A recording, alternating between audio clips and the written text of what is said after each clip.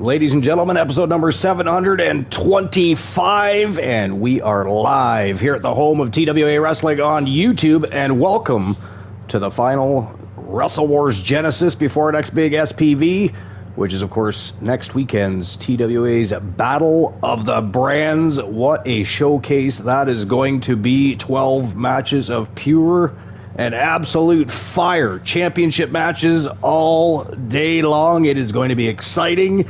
You certainly don't want to miss out, but you don't want to miss it on today's show either. 9 matches today on the card, as per usual for Wrestle Wars Genesis. We only have 2 championships on the line today, though. We got some rivalries and feuds reaching their boiling point. We're simply adding some fuel to the already fiery road that is the road to TWA's Battle at the Brands. But before we start the show and get to our matches, which are going to be absolutely fire, we, of course, have our other co-host with the most, Moonraider25, live here on the broadcast. Beat Luke to the broadcast booth, you did, Moon. Yeah, finally again for the first time in a long time. First time in a long time. I believe that Luke is at the shrine at the moment. I think, after... Did you watch... We're not going to go about it in detail at the moment, but did you watch Night 1 of SummerSlam? Yeah, I saw it. It was... So you saw Mickie James there. So we all know the spirited mood that Luke is probably in after getting to watch Mickie James at a live PLE for the WWE. He's definitely at the shrine. To be honest, I was quite right. I was fine to see Mickie. So yeah, I mean, it never hurts to see Mickie James. It's amazing because I believe she's my age. But she looks so damn good for her age, you know what I mean? It's kind of crazy. It's almost like she never ages, at least not quickly. She looks very, very good for her age. So, because she's older than Nick by a little bit, by just a little bit. Because what's Nick? Didn't they say Nick is 38? Yeah, around about 38. Yeah, and Mickie James is a few years older than that. So, let me just take 2 seconds and advertise out that we're live here. That probably would help, wouldn't it? It would probably help. I'll do X first.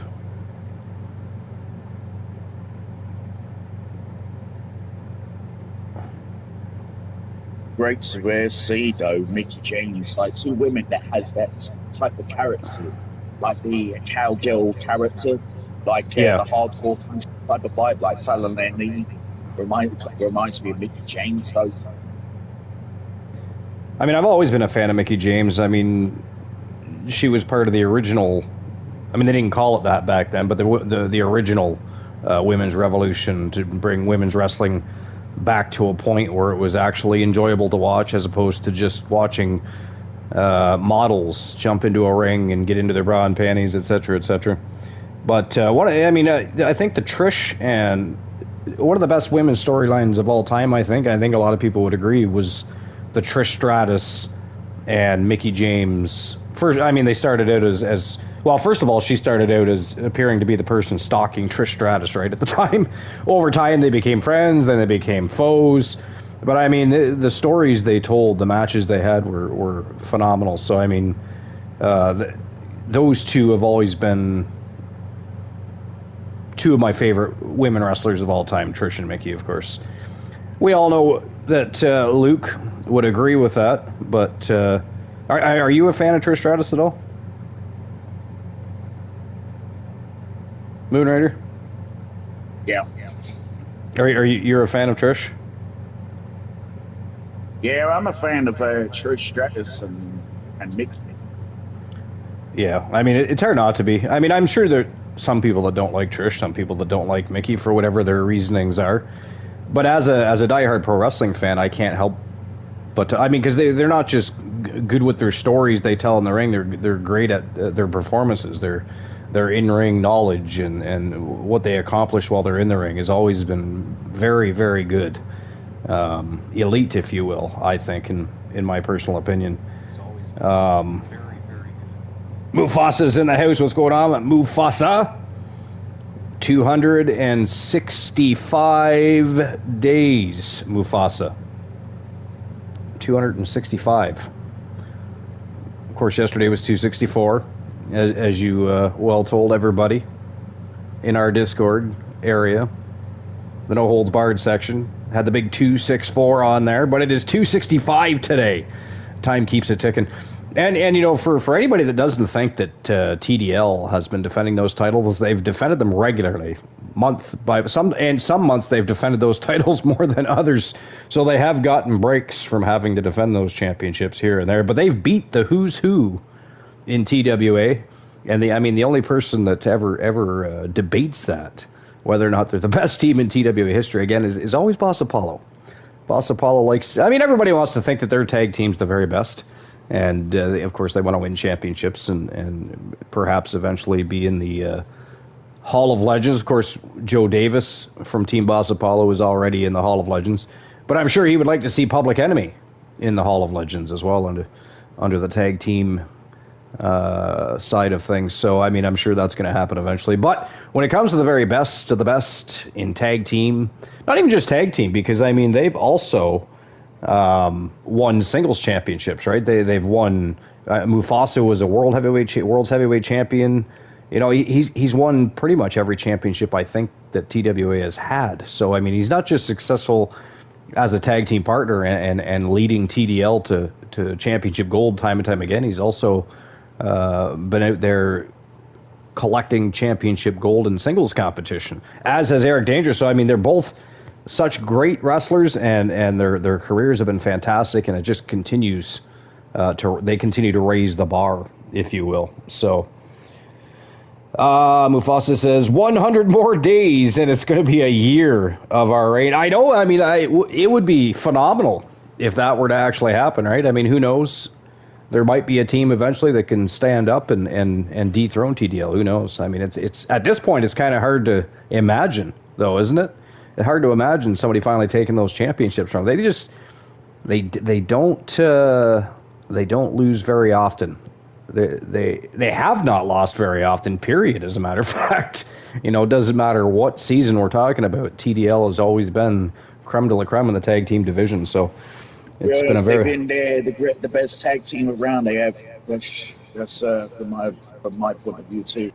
Oh yeah, absolutely, and I don't think many people disagree with that. Like I said, I the only person that ever debates that is Team Boss Apollo, but I don't think that's as much, not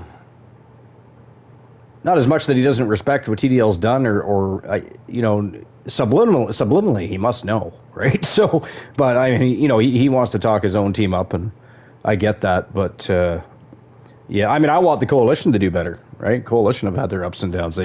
They've won quite a few matches of late, lost some important matchups. But they had the Coalition are a tag team in not the only time they're a team or whatever, because they're the same in their CCW now. Yeah, apparently Team Denforce are still having issues finding the chat room. I don't understand how you have a hard time finding the chat room. If you're in the channel and you click on the screen that brings you to the live show, there's literally a chat room. It says live chat right underneath the title. Right underneath the title. Let me go out and back to the main screen, which just brings you to the TWA Wrestling channel itself, which it says live. So if you click on live, it brings you to the live show and automatically opens up a chat. Matter of fact, at the bottom of the screen, it literally says chat. So I don't know if the man needs glasses, or if he's been into the sauce the last couple of days, and his vision is blurred and he can't seem to find the letters CHAT. I don't know what the story is here. I would like to see a screenshot of what he sees. Says it takes him to the YouTube when he clicks on the link. Well, it's supposed to take you to YouTube, then you click on the show, and then it should automatically open up the chat, really. So I'd like to see a screenshot of what Team Denforcer is looking at, so that because it doesn't make any sense to me. I've never had anybody having issues finding the chat room.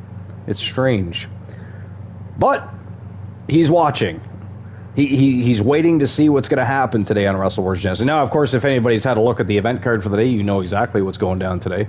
Again, we got some We're going to be adding some fuel to the fire as we continue our road to Battle of the Brands, which is next week. I'm pretty excited about that, actually. It's going to be a great show. It's going to be a great show.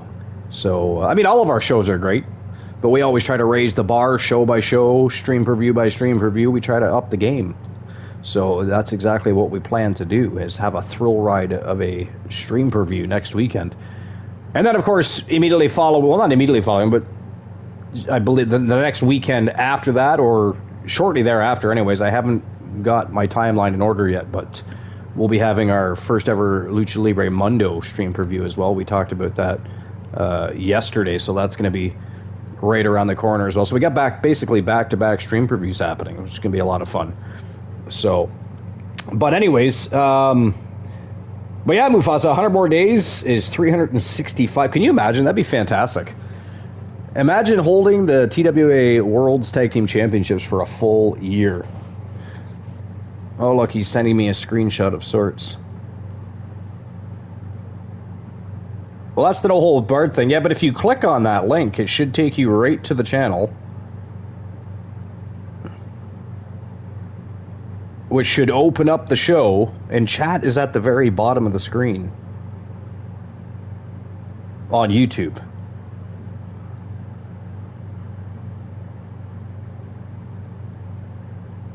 But anyways, so yeah, so SummerSlam night 1 happened, of course, last night, so we'll be getting into that just a little bit. What were you said you didn't really watch SmackDown, you only saw, some highlights, Moon? Yeah, I saw it on Netflix. I did. Oh, did you watch it after it already aired and just kind of skip through it type of thing? Yeah, just basically skip through it. So some of the parts I saw, like Haku coming. Yeah. Well, I mean, you didn't miss much. SmackDown wasn't great. Mind you, neither was Raw. Raw wasn't exactly a fantastic show either, so there's that as well. But again, it's anytime you're heading into a PLE, you can almost guarantee nothing interesting is going to happen. The only thing interesting that happened prior to SummerSlam was Raquel Rodriguez winning the Intercontinental Championship from Sol Ruca, which, in my personal opinion, likely could have just happened at SummerSlam. I don't know why they just didn't wait until SummerSlam for that to happen. I mean, I don't know if there's something we don't know about, like is Sol Ruca injured, perhaps? Have you read anything or heard anything about Sol Ruca, like why they did what they did prior to SummerSlam? Sol Ruca? Yeah, that's who, because she lost the belt to Raquel Rodriguez. Yeah, to be honest, I'm glad that Raquel is a champion, is a single. Oh yeah, me too. Mufasa says WWE this week was bad because they were just brawling the whole... Yeah, it really wasn't a great week at all. I mean, it wasn't great last week either, for that matter. SmackDown was at least a little more interesting than Raw was last week. But go back 3 weeks, they had a fantastic Raw. I don't know how they go from having a Raw that good to having 2 Raws in a row where it's barely worth the watch. So they need some changes, man. They really do. I know TKO keeps sticking their nose where it doesn't belong, but they also need some better writing going on, some better match booking, some better... I don't know. It's just... Oh, by the way, what do you think of Haku showing up? Did you see that Haku showed up? He's, of course, aligning himself with his sons. To be honest, I think it brings in some light to the fucking group. It does. It does. It brings some new legitimacy to what they're attempting to do by separating themselves from Solo and the Bloodline. And one rumor I read recently was this could be a step forward to perhaps Haku working with Dwayne Johnson or The Rock, and they're going to establish their version of the Bloodline, and start having direct competition with Roman and the Usos. And so, I mean, because WrestleMania 43 is in Saudi Arabia, right? And of course they all want a lot of legends there, like The Rock and Stone Cold, etc. It could very well end up somehow setting up a matchup between Roman and The Rock at WrestleMania. I don't know. The only reason I don't like that idea, even though it's simply, suggestive and rumor, is there's lots of other people right now that I'd prefer to see get world championship matches, especially considering The Rock is never around. So, I mean, what's the point in putting him in a feud? I mean, Roman Reigns is barely around, but what's the point in having him battle Roman Reigns over a championship when he's just simply never here? He's never around. He's never involved in anything that's happening. Whether they want to claim eventually that he was, making moves behind the scenes or what have you, it just puts too many people in a corner. You know what I mean? Like, there's just other people that not just deserve to be, but should be in the limelight. Not The Rock suddenly coming back after many months and after helping botch John Cena's heel turn and run and dropping the ball on the storyline with that whole situation. And he hasn't been around since, right? So, I mean, I get that Saudi Arabia has a crush on the legends, but are you telling me there's nobody today that they want to see? Like, they want to see Stone Cold, they want to see The Undertaker, they want to see, you know what I mean? I don't get any of that. Not for a WrestleMania anyways. I'm personally not a fan of the idea of them even taking WrestleMania. I mean, I'm all for taking WrestleMania overseas, don't get me wrong, but there's other places that should have been ahead of Saudi Arabia, like Wembley, for instance. London was told that the first time WrestleMania was going to leave the North American continent and go overseas, that they were going to be the first in line to be able to host WrestleMania. So that, to me, right in itself, is a little disappointing, because I would much rather see them pack Wembley Stadium than I would go to Saudi Arabia. Would you not? I mean, specifically because you're from the UK, so would you not rather see that? I would rather see, say, WrestleMania in UK. I would. Yeah. Yeah, I don't know. I don't know. There's too much influence from outside of WWE creative and, Triple H's creative content operate. There's just too much interference going on. Like, for whatever reason, the Saudis seem to have some pull. TKO again. And I get that TKO's the parent company for the umbrella that is the UFC and the WWE. But again, I've said this before, you don't see Triple H or Bobby Roode or Michael Hayes or anybody suggesting who should be on their next event card for their fight nights or their contender series or any of their, you know what I mean? Like, why can they not just leave well enough alone? WWE was already doing very well before that merger even happened. And since then, they've actually made more money than the UFC consistently. Like, is that what bothers them? Are they trying to scale back because they want the UFC to look like the powerhouse and the WWE's not somehow making more money than their combat sport? Like, I just don't... You know what I mean? I just think they need to distance themselves a little bit, I think, Moonrader. What are your thoughts there?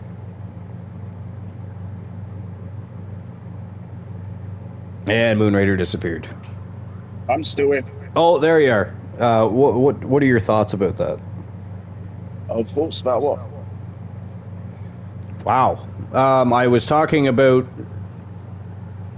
outside influences like the Saudis and TKO constantly somehow interjecting themselves into what's been going on. What they're doing, it's like with the fucking Saudis. They want all these legends, but there's all the fucking wrestlers out there like Obafemi and Reigns and all the other guys. Yeah, exactly. Exactly. No, they want to bring the legends in. Like, fair enough, bring the legends. Like, why bring a lot of legends in just for them to have a match like the Undertaker? Like they did. And which of these legends are going to be worth watching in the ring, if they even get in the ring? I mean, Are they just going to be there to make them happy? I mean, what exactly is it these legends are going to be doing? Now, we're still a little while off, obviously, of hitting the road to WrestleMania. But what is going to transpire? Because we're now in August, right? So we have September, October, November, December, and January is now the official beginning of the road to WrestleMania, which I don't like, because it used to be Survivor Series. Survivor Series was always the last big pay-per-view or PLE of the year for WWE, and it was always considered at one point the beginning of the road to WrestleMania. You went Survivor Series. There was always a PLE in between in December, but December is a holiday month. It's, people took time off, they took the Christmas weeks off, etc., etc., and then January was Royal Rumble, and it continued on until WrestleMania in April. But what exactly is it that they're going to manage to have transpire to make sense of having these legends they want to go to Saudi Arabia for WrestleMania?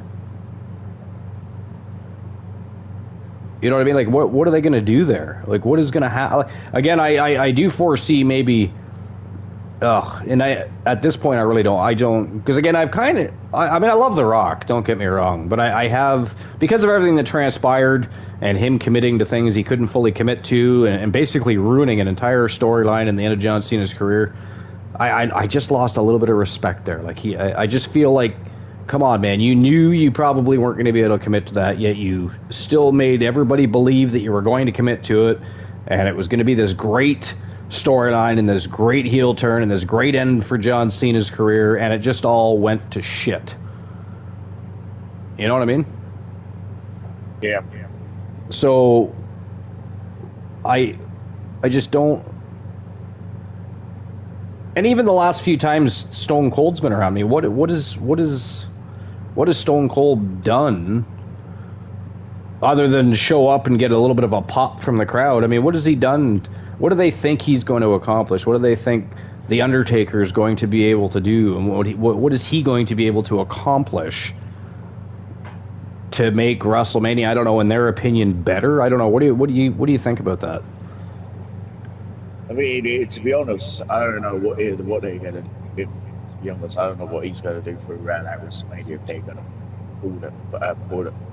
pull the mayor up to where Yeah. Mufasa says that's the only thing I found interesting this week on WWE. I'm going to guess you're talking about Raquel Rodriguez winning the Intercontinental Championship, Mufasa, or were we talking about something else that we've been discussing? Just out of curiosity, just so I know what's going on here. And there's our lotto numbers, dice, and blackjack numbers for the day. And everybody, I'm going to make note, by the way, for everybody, that Team Denforcer sent me a screenshot of Discord. He did not send me a screenshot of his YouTube, what he's viewing on YouTube, for any of us to be able to help him out and find the chat room. I still think he's into the sauce. I think he's too busy tipping back Grandpa's cold medicine to jump into the chat and associate with us and acknowledge everybody and enjoy the time that is Wrestle Wars Genesis with the rest of us. How dare he, by the way. Plus, he's probably got us on his phone and on his TV. He's watching anime porn. That's kind of his thing. He's a little bit. It's a little strange. I've never understood the whole cartoon porn thing. Well, each to their own. Whatever. I mean, I don't watch porn at all, so there's that. Maybe I just don't understand. Maybe anime porn is just that damn good. I don't know. Perhaps watching Jessica Rabbit and Bugs Bunny go at it behind the scenes is just that entertaining. I mean, I wouldn't know personally. We would have to ask Team Denforcer that. Oh wait, we can't because he's not in the chat room because he refuses to get in the chat room with us. But he's watching. Ghastly. Had some things to do, shower, then went on Pro Clubs on FC. So you found Pro Clubs more entertaining than being here with the rest of us for the very last Wrestle Wars Genesis before TWA's Battle of the Brands. we're gonna have to chalk you right, Moon. We're gonna have to chalk him right up there with Team Denforcer today. We're gonna have to do that. He's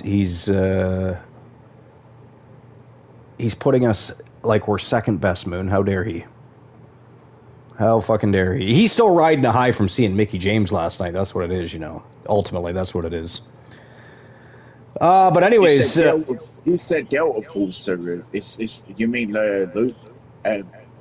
Team Denforcer. Team Denforcer is the management team behind Dropkick Murphy, and of course he's got his brothers involved now too. So we got Goliath and Inswain.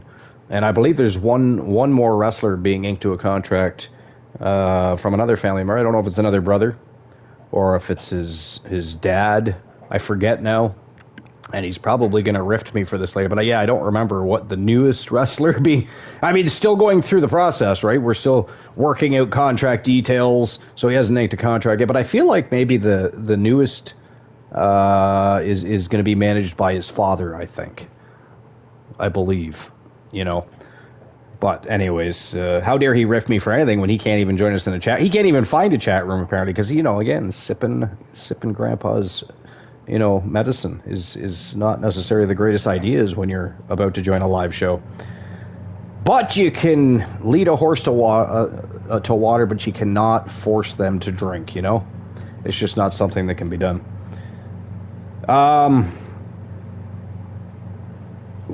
Oh, Luke says he's joining us here now. Oddly enough, I don't hear him on the broadcast booth. He really isn't here. Lies and propagate misleading information. Ghastly. But yeah, I'm really not a fan of the outside influences that we've been witnessing over the past several months, whether it be whatever pull the Saudis have or whatever pull TKO seems to be asserting. Because again, like, why? What's the point of them being involved? Why do they feel like... I mean, they've never run a professional wrestling organization before. They're in combat sports, right? So how do they just assume that they're going to have better ideas than the creative team that's been... Because, I mean, up until they started interjecting, I mean, Triple H was doing just fine. The booking was good. The matches were good. We had some of the best wrestling shows we've seen in quite some time.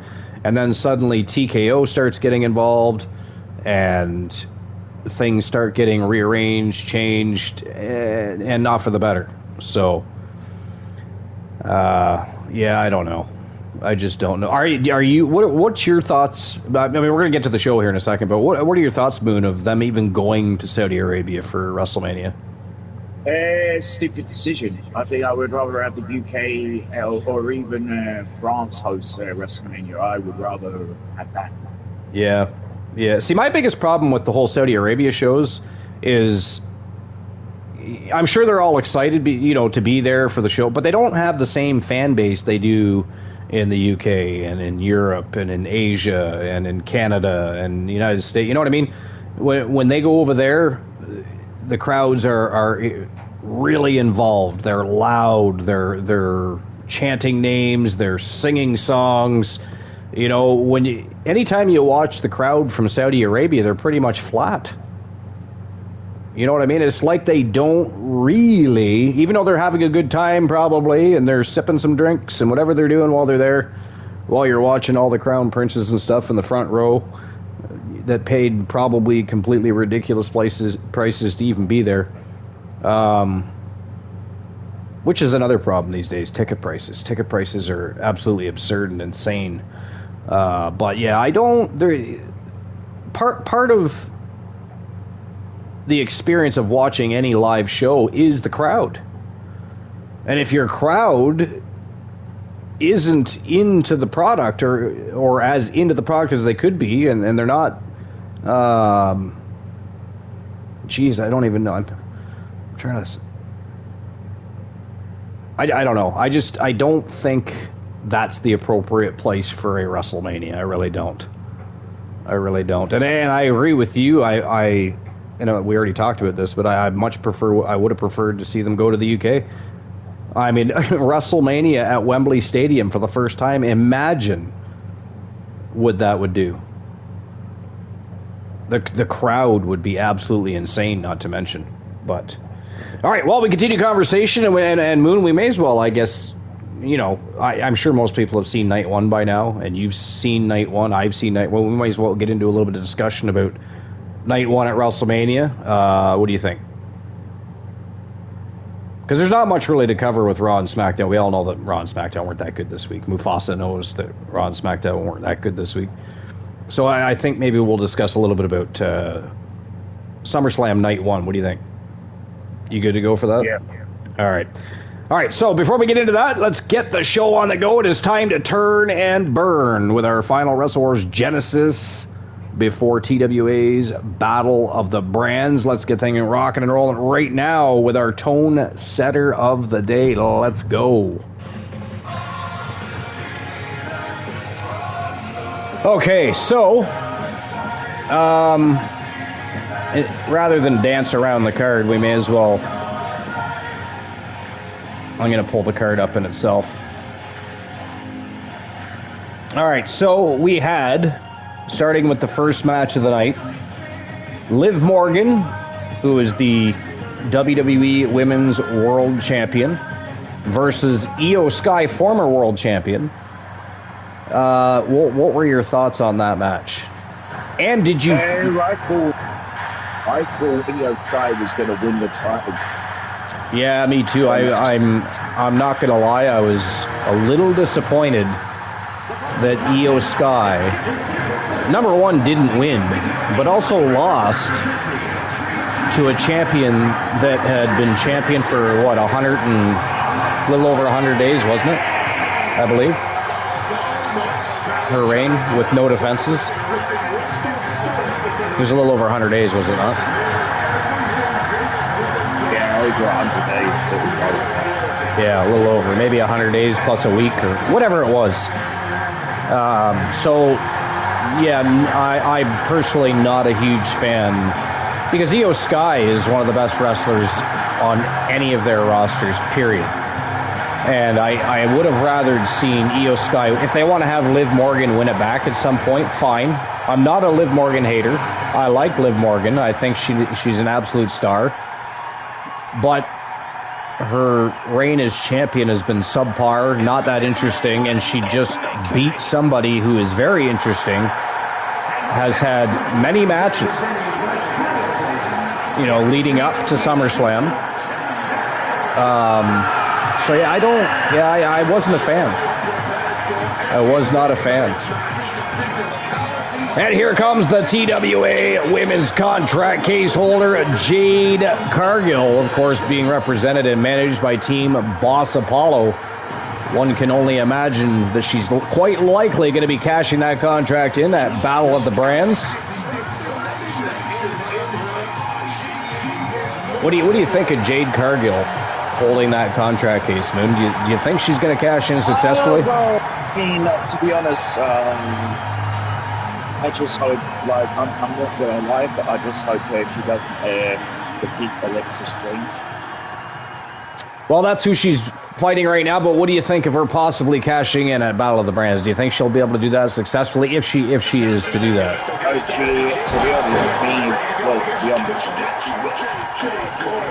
Because she'll have to face Selena Price, right?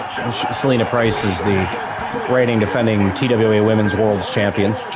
So what do you think her odds are against Selena Price? I think I'm not really sure. I think maybe Price. Yeah. I mean, don't get me wrong, I'm a Jade Cargill fan, but Selena Price has more than proven herself in TWA. Definitely earned and deserving to be where she is. I don't know. I think it would be a good match. Me personally, I think I would have to go with Selena Price, though. I think Selena Price beats Jade Cargill. But yeah, so back to SummerSlam.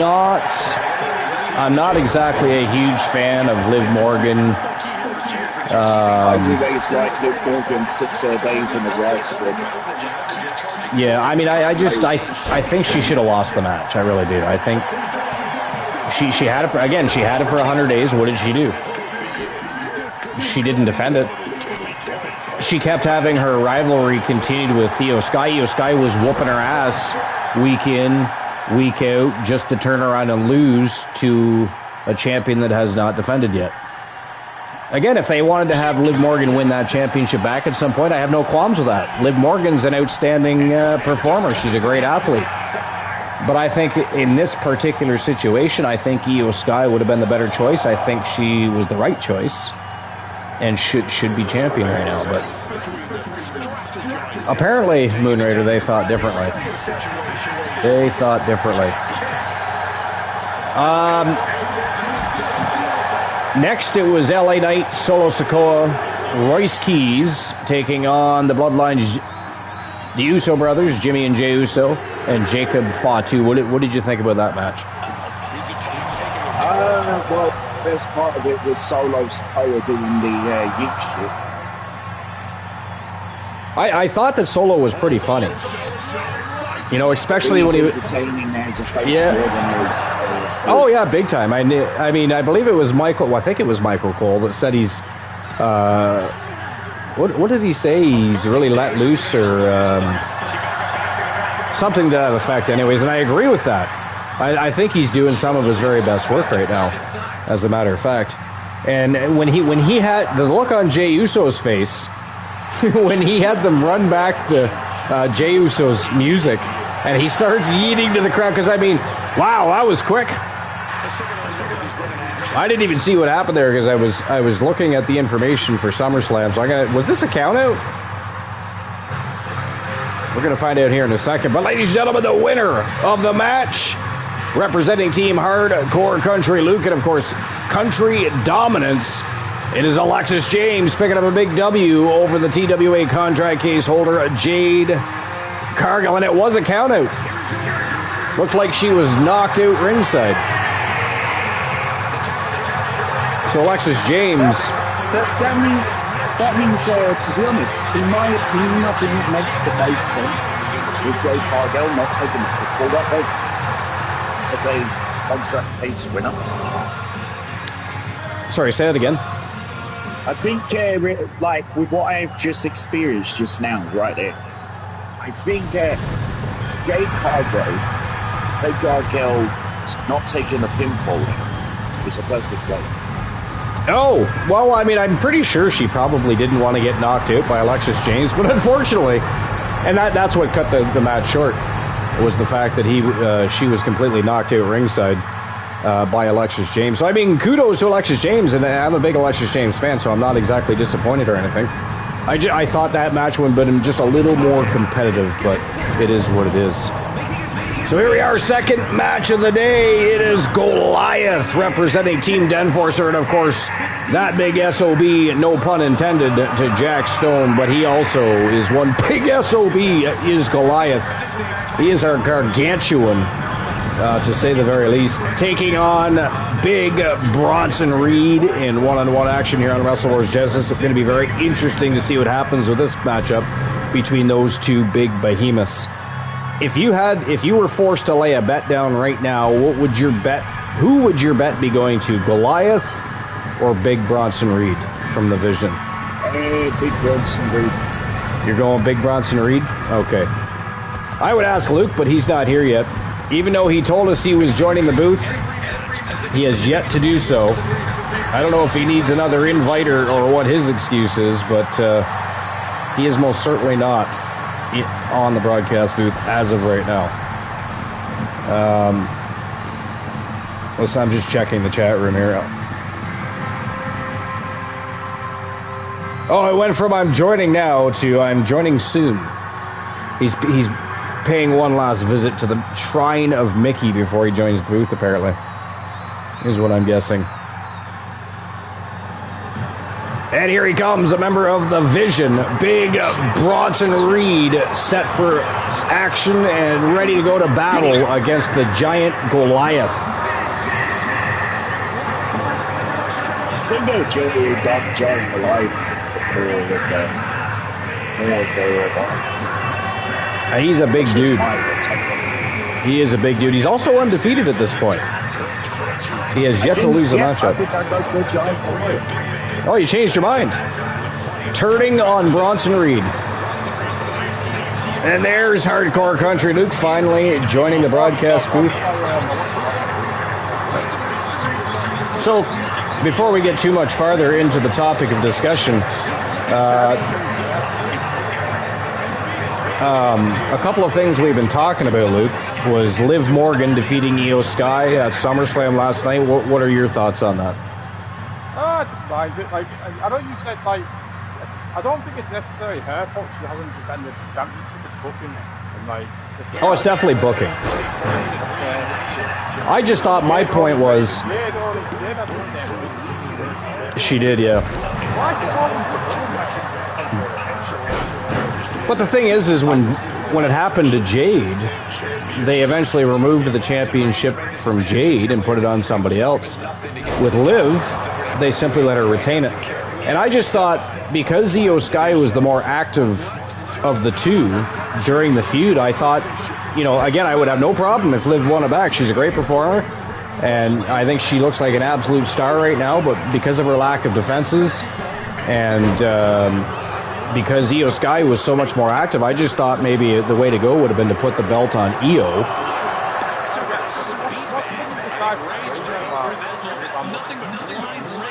Because where does Io go from here? And as far as SummerSlam goes, it's on Netflix. There's a little thing called Start from Beginning. So I'm not worried about that.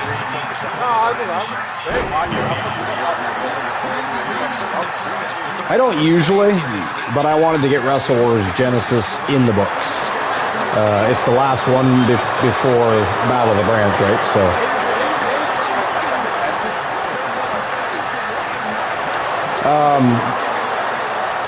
So you didn't have... Did you enjoy the Liv Io Sky matchup? Yeah. I mean, it wasn't a terrible match by any means. I mean, that was my big problem, is I'm a big fan of both. Yeah, I'm a big fan of both. Our next order of business was LA Knight, Solo Sikoa, and Royce Keys against Jimmy J and Jacob Fatu. What were your thoughts on that matchup?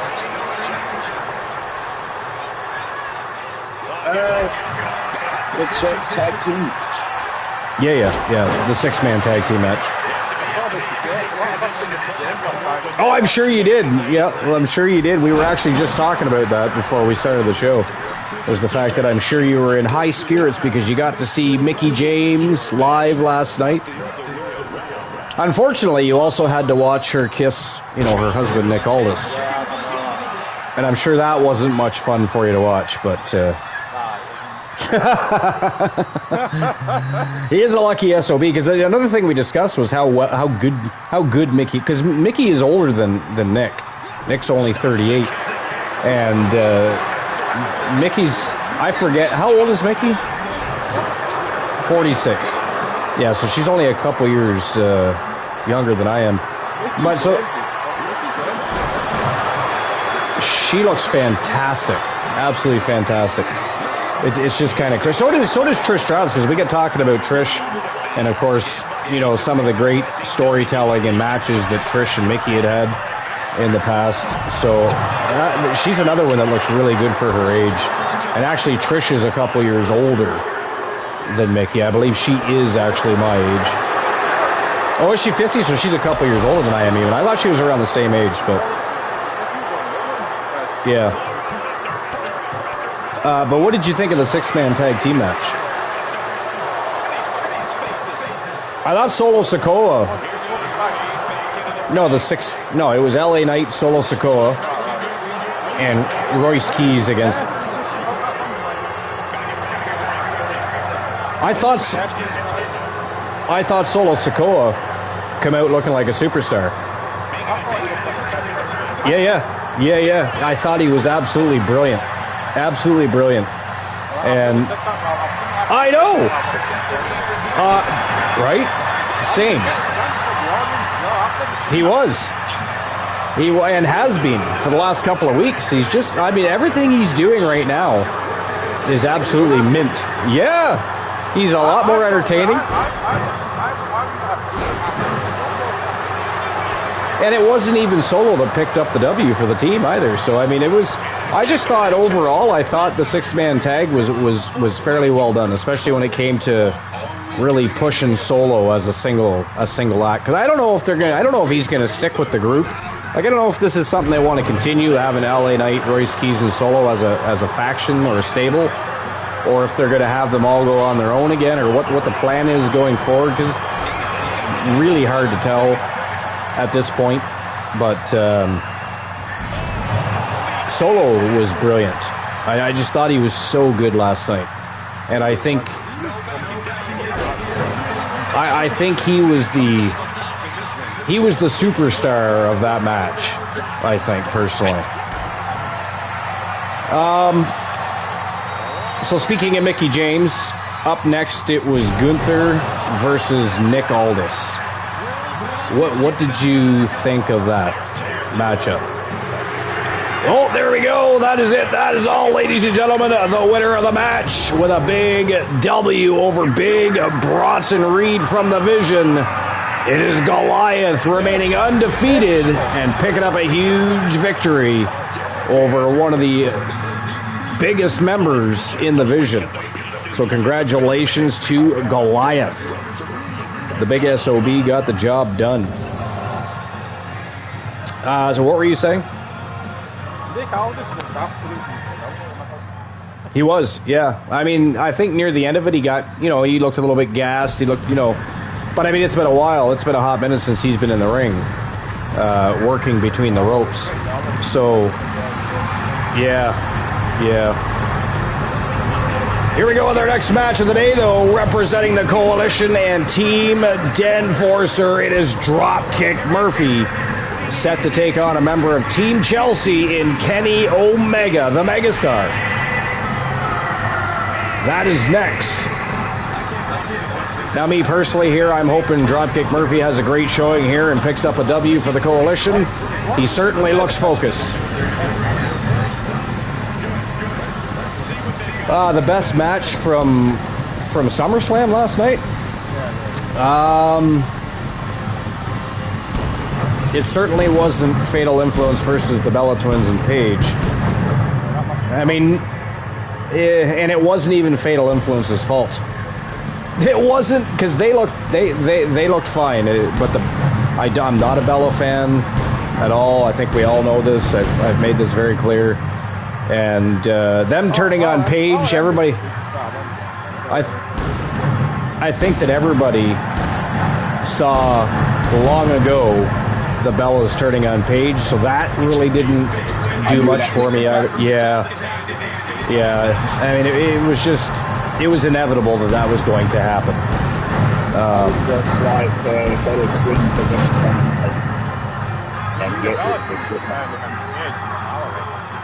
Yeah, I don't know. Honestly, I think the women's the six women tag team match probably should have been earlier in the card. I don't know. And here he comes, the member of Team Chelsea, Kenny Omega, represented, of course, also by Team Moonrader 25. Used to be a member of Team Arsenal. We've mentioned this before.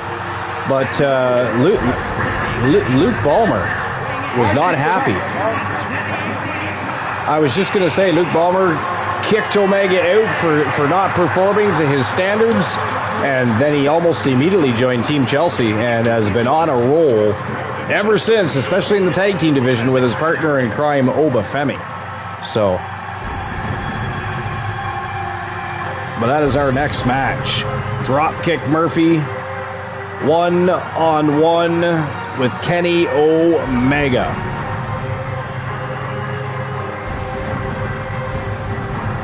I mean, I personally want to see Dropkick Murphy victorious here, so I'm hoping that this is not one of those nights where Kenny Omega thrives.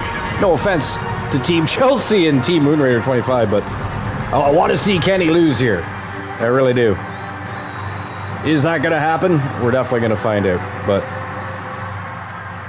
yeah, I didn't think and again, no fault to Fatal Influence, because JC Jane and Fallon Henley specifically are phenomenal. It just wasn't a great match. It was kind of boring. And again, the ending where the Bellas turn on Paige, predictable. People have saw that coming for months on end. I think they would have been better off to wait to do that and not done it last night at SummerSlam Night 1. But is what it is, right? Moon, what did you think of the 6-woman tag team match?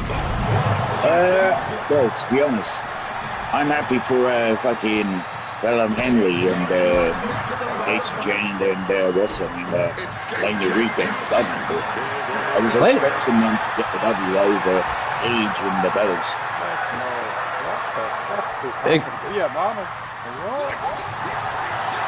I don't know. I don't know what you're talking about.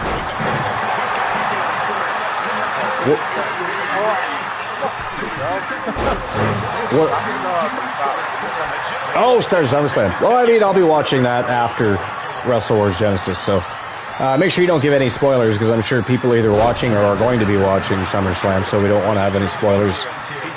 Night 1 discussion, no problem. Night 2, we'll leave alone. Question of the show, and we're going to be talking about it eventually anyways. What are your thoughts on Brock officially passing the torch to Obafemi? I think it was a great passing of since though.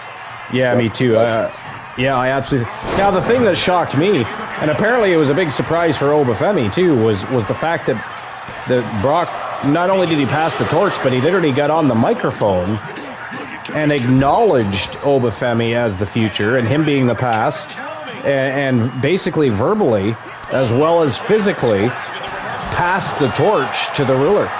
I thought that was a pretty awesome moment, actually. That's almost like winning a championship in itself, you know what I mean? So, interesting. I don't know if anybody would have saw that coming. I don't know if anybody would have saw that coming. Oh, look at that! Mufasa got blackjack. He got 21. So Mufasa, unless somebody ties him, is leading at blackjack, which is, of course, if he were to want to do so, he can claim a superstar as a season pass. You win dice, you can have 60 days. Blackjack is a season pass with a limit of 3, of course. But anyways, what is exclamation point watch?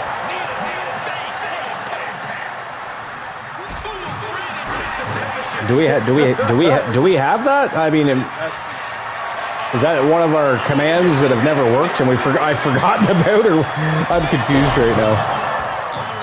I am confused. Dropkick Murphy with a Claymore on Kenny Omega, but Kenny Omega kicks out at 2.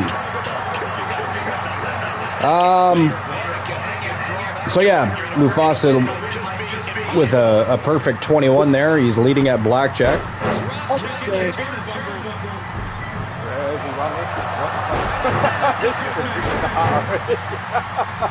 I mean, well, yeah, I mean, the tone-setting moments are just as important as the main event, so that's a good thing.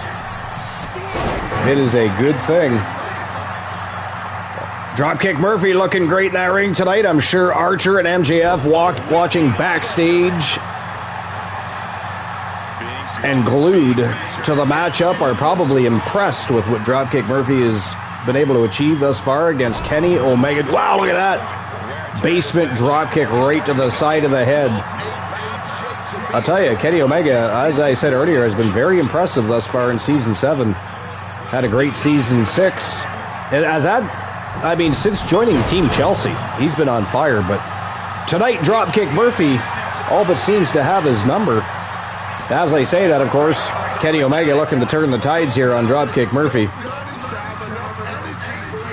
Sometimes Murphy takes a few minutes of a matchup to get things going for himself, but he started off strong, and he has looked good every moment of this matchup so far, regardless of what Kenny Omega's got going. Look at this. The power of Dropkick Murphy backs Kenny Omega up very quickly against the ropes here. Oh, damn. I think he's got Omega busted open here. Another dropkick. Hence Dropkick Murphy. The man has more dropkicks in his arsenal than I think the rest of the roster has. And that is it. That is all. What a spectacular win. Wow. I mean, he just didn't beat Kenny Omega. He dominated Kenny Omega. So, ladies and gentlemen, the winner of the match, representing the Coalition and Team Denforcer, Dropkick Murphy with a huge W over Team Chelsea's Kenny Omega. Wowzers, that was a great win for Dropkick Murphy. A great win for Dropkick Murphy.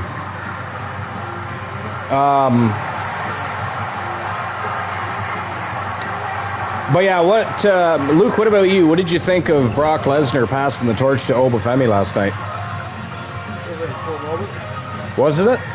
It was kind of shocking. Was it a really cool moment, to be honest? Like, a very cool moment. I've never really known Brock to do that. Right. Totally didn't see that happening. It was such a great moment. Not even just for Oba, but for him himself, because it does prove what Triple H has been saying for years now, that, you know, first of all, Brock doesn't get enough credit for how good he is. Second of all, he doesn't get enough credit for the fact that he has literally on multiple occasions taken people under their wing and put them over. And with Oba, he's not just putting him over, he's passing a torch. You know, he got on the microphone, he stated that I am the past. Oba is your future. So that was huge for Oba Femi. And again, in my opinion, also a huge moment for Brock Lesnar himself.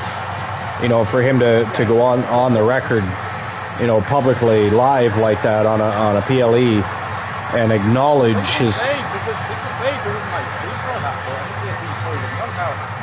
Well, I'm starting to think that that's all just something they've tried to get people to believe while he was the beast incarnate. They don't want people thinking that, you know, that he does enjoy the fan base and you know what I mean? It's like when Undertaker back in the day when he refused to ever break character type of thing. Yeah. Here we go with our next match of the day, by the way. Representing Team Honeybee Wrestling, it is Hostile Takeover, Roxy Riot and Sky Sin, the reigning defending TWA Lucha Mega Champion. And they are taking on Glamorous Time, Tiffany Stratton and Blake Monroe. And of course, they're represented by Team Hardcore Country Luke. Can Team Hardcore Country Luke have two great matches on one show? We're going to find out. Because I'm assuming, Luke, did you watch Alexis James matchup or did you miss it? You did watch it? Okay, I wasn't sure if you'd seen it or if you had missed it. So,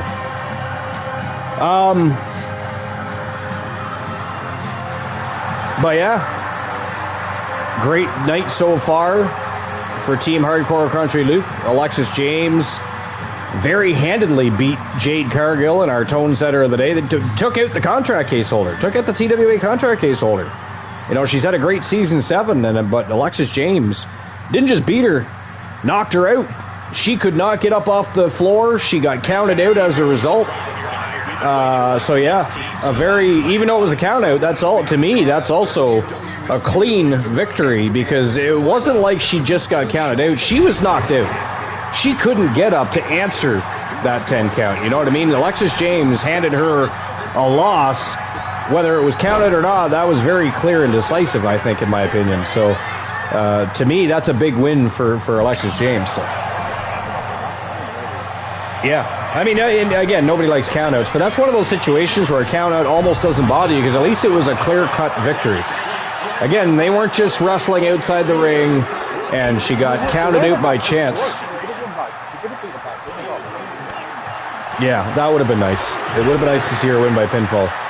But the fact that she knocked her out cold and she couldn't get back up off the floor before that 10 count to even try to get back in that ring makes at least the count out a little more acceptable, if you will, I guess is, for lack of a better term, more acceptable.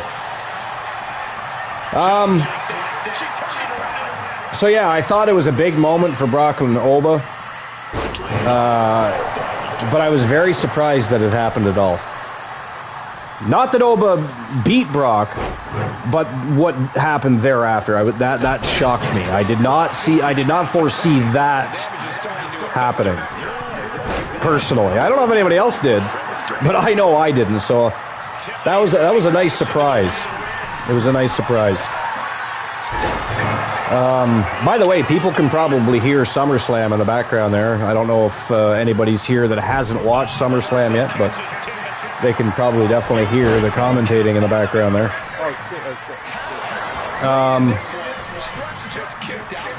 So we kind of jumped the gun and talked about Oba and Brock already, but what did everybody think of CM Punk versus Cody Rhodes? You thought it was a good match? See, I was bored by that match. Is it better now? It is, yeah. It is, yeah. I thought the match was very slow-paced. I thought it was too predictable. And again, I didn't believe for one moment that they were going to take the title off Punk and pass it back to Rhodes. I think what they should have done, instead of having Sami Zayn on night 2 fighting for a #1 contendership, I think they should have made it a triple threat, because it would have added a little more mystery to what was going to take place between Punk, Rhodes, and at that point Sami Zayn as well. But I didn't think it was their best matchup by any means. As far as a matchup you would expect out of Punk and Rhodes, I just did not think it was that great. It wasn't terrible. You know, it wasn't like I'd rather watch the Bellas than Punk and Rhodes or anything to that extent. But for me personally, I wasn't overly entertained by Punk and Rhodes. I just was not. So yeah. And again, we've kind of already discussed the Brock and Oba situation. We already discussed that, so I guess that pretty much wraps things up for night 1 at SummerSlam. Hopefully everybody has seen night 1. We're not going to be discussing night 2. It's happening as we speak, so we're not going to be discussing that or giving it any spoilers for night 2, so you can rest easy and enjoy the rest of Wrestle Wars Genesis.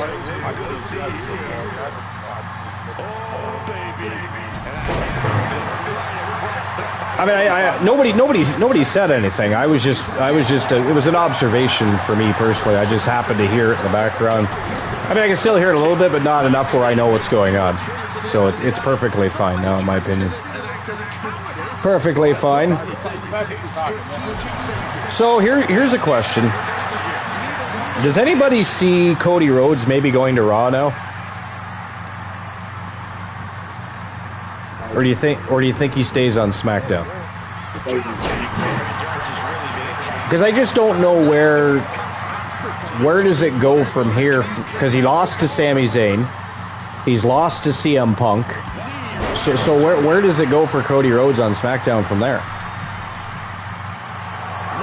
Any ideas? Any thought process there? It just seems to me like it might be a good time to put him over on Raw. I know Oba Femi's there, you know, and I assume that Oba's probably at some point going to be challenging Roman Reigns, etc. But I think that there's a lot of potential great matchups on Raw as opposed to SmackDown right now for Cody Rhodes. I mean, hopefully that does not involve Seth Rollins again. I think we've had our fill of Cody and Seth. Or do you guys think that Cody Rhodes stays on SmackDown and works his way back to the championship somehow by WrestleMania time? I know Moon thinks that he stays on SmackDown. So do you think that's a route they would take, Moon, is build him back towards that championship heading into WrestleMania in Saudi Arabia?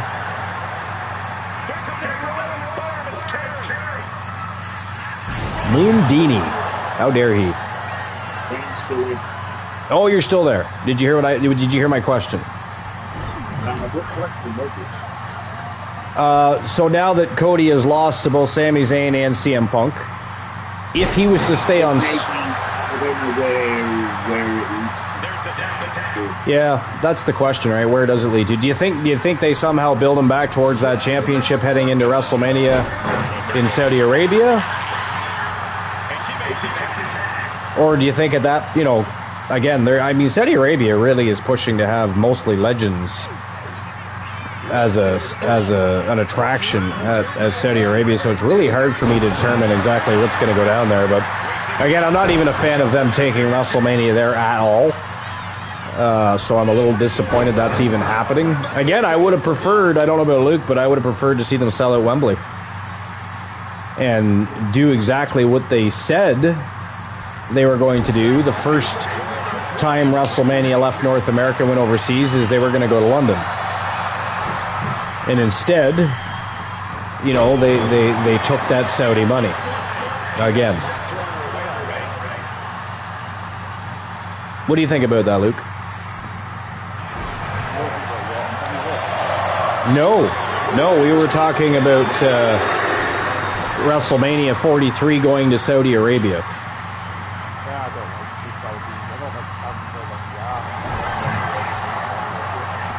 So, I mean, again, I'm not a big fan. I was considering I don't normally watch the Saudi shows, I'm not going to lie. I mean, if I do, I'm simply catching highlights for what happened. I'm just not a fan of them being over there. You know, I don't think they should be doing business. See, I'm trying not to get too political. Here. I just don't think Saudi Arabia is the best spot for WrestleMania. I mean, historically speaking, the crowds at any show they have over there are not exactly. They don't look. They're not as great as the fans elsewhere. And I was just saying, I think they would have been better off selling out Wembley Stadium. I mean, wouldn't you have preferred to see them in the UK as opposed to Saudi Arabia, Luke?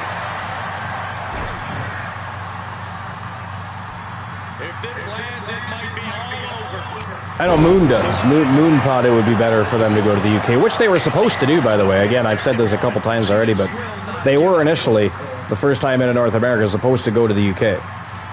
They were supposed to go to London, to be more specific.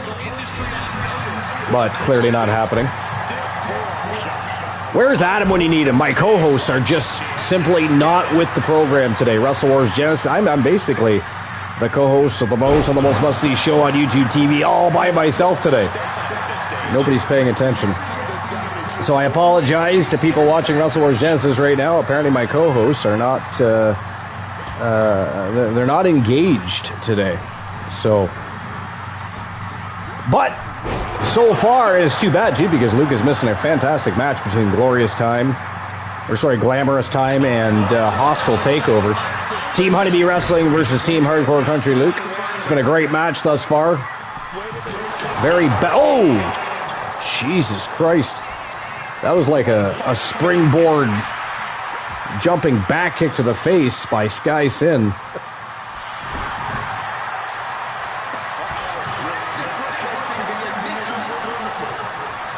But yeah, so not a big fan of going to Saudi Arabia for WrestleMania. That's, but then again, I'm not a fan of any events going to Saudi Arabia. I think, if anything, they should have just continued making their own events, as opposed to taking, you know, the Royal Rumble and WrestleMania, two of our biggest shows in the history of the business, over to a place that isn't even really sure what to do at the live events. Again, most of their crowds are flat. Plain and simple flat. In comparison, I mean, if you go to Europe, Asia, the UK, even back home in the United States and Canada, I mean, the crowds are just far more into the product, far more into what's going on. They know what to do. And as far as I'm concerned, they just don't. They're at that event in Saudi Arabia simply because they don't get many events like that over there. So they're simply buying up tickets to be present at, you know, one of the largest shows in the world. But again, I said it earlier, part of what makes any show great is the live attendance. It's the crowd. The crowd getting behind the superstars. The crowd getting behind and excited about the show they're watching. And you just don't see that in Saudi Arabia. Nice back elbow to the face there by Blake Monroe. Roxy Riot, though, returning the favor. But yeah, I don't know. Mufasa rolling the dice now. Mufasa, what are your thoughts on WrestleMania going to Saudi Arabia? What are your thoughts? 5-1, unlucky for dice. But at least you're still winning at blackjack, Mufasa. At least you're still winning at blackjack. Rocky Blazing Stars in the house. Rolls a 1 and 6, unlucky. Rocky, just so you're aware. Well, you're playing for fun at this point anyways, because you're already at your 3 superstar limit anyway, but if you want to make it so Mufasa cannot, if he chooses to, claim a superstar for 60 days, or in his case a season pass, because he's leading at blackjack with a perfect 21. So you can attempt to tie him for a roll-off and ruin his opportunity as a season pass. There's the information there, right there, actually. Try to win the lotto, blackjack, or roll those dice. If you win the lotto, it's a guaranteed TWA World Heavyweight Championship matchup. Dice can win you a 60-day pass for a superstar, and blackjack is a season pass. Of course, there's a 3-star limit on claiming superstars. But 449. Sorry, say that again, Moon. My superstar Stone Cold. Gotcha. All right, speaking of superstar, I don't know who I am today. I'm going to get that out of the way. Today, Moon Raider is Stone Cold Steve Austin. Rocky Blazing Star is Tiffany Stratton. Looks like Stone Cold's dressed as a crocodile. And driving a boat. I mean, there's not even any water. I don't know how he's going to accomplish that, but he is Stone Cold dressed as a crocodile driving a boat. And Rocky Blazing Star is Tiffany Stratus. Tiffany Stratton. Wow, not hard to tell. Not hard to tell we were talking about Trish Stratus earlier. That's hilarious. But anyways, he's Tiffany Stratton. Also dressed as a crocodile. What is Tiffany Stratton driving, though? Or did he already do that? Let me look. He might have done it backwards. Yeah, he did. A train! Tiffany Stratton, dressed as a crocodile, driving a train. Alright, let's see what I get. See, Team Denforce should be having fun doing this right now, but apparently he still can't find a chat room. He refuses to show us a screenshot of what he's looking at so we can find it for him. But, you know, apparently he can't find the motherfucking chat room on our channel to enjoy conversation with everybody else. All right, here we go.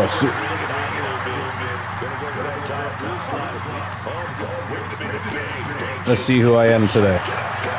I am Christian Hart. Team Christian Cool would love that.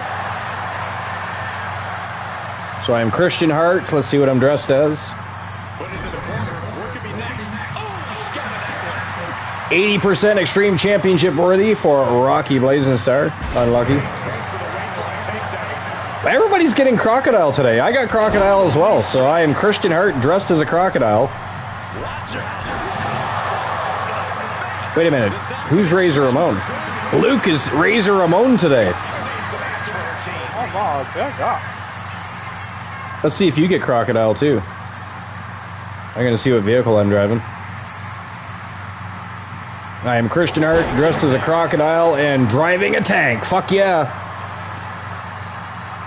Driving a tank right through the arena I am. I'm going to blow the shit out of the train and the boat. Fuck all of y'all. Especially Team Denforcer. He's lucky he's not driving a vehicle through, because I'd shoot him first for causing so much anguish with everybody, but not being able to come in and chat with the, you know, with the fans and our impeccable followers. Addressing the masses. I would shoot him first. Tessa's going to control the field. Well, I mean, wasn't she already doing that? That is not even new information. How dare you?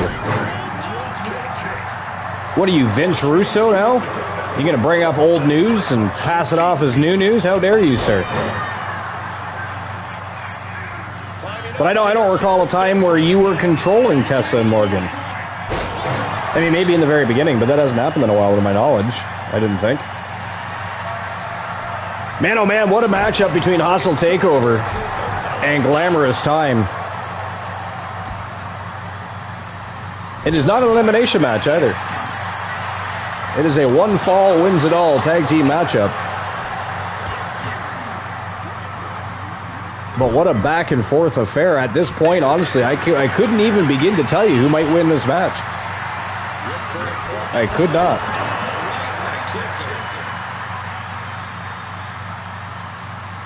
We've got another big tag team matchup coming up next.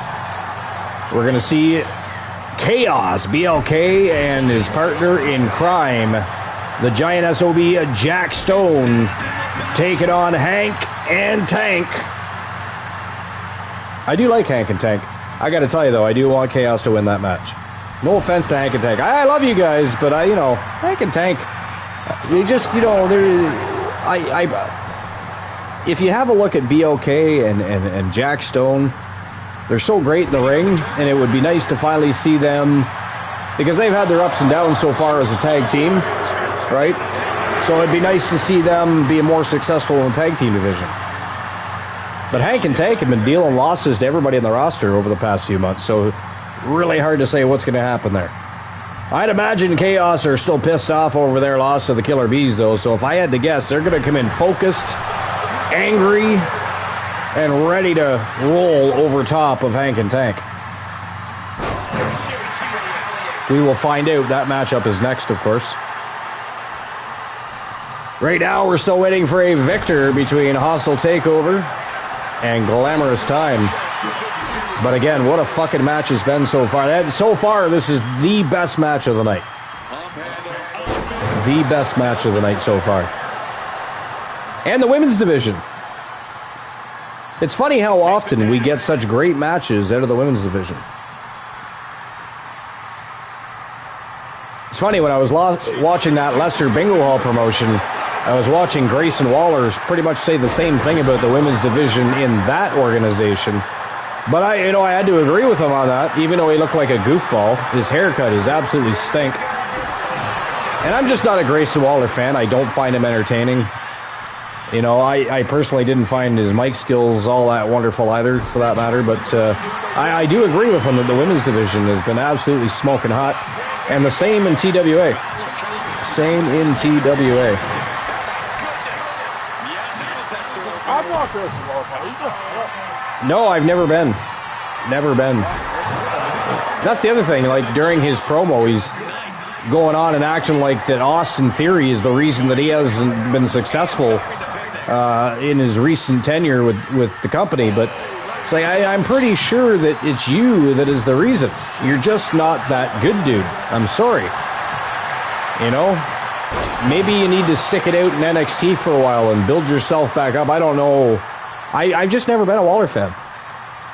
I never thought he was that good. I don't speak for anybody else. But that's how I feel about that situation. It is how I feel.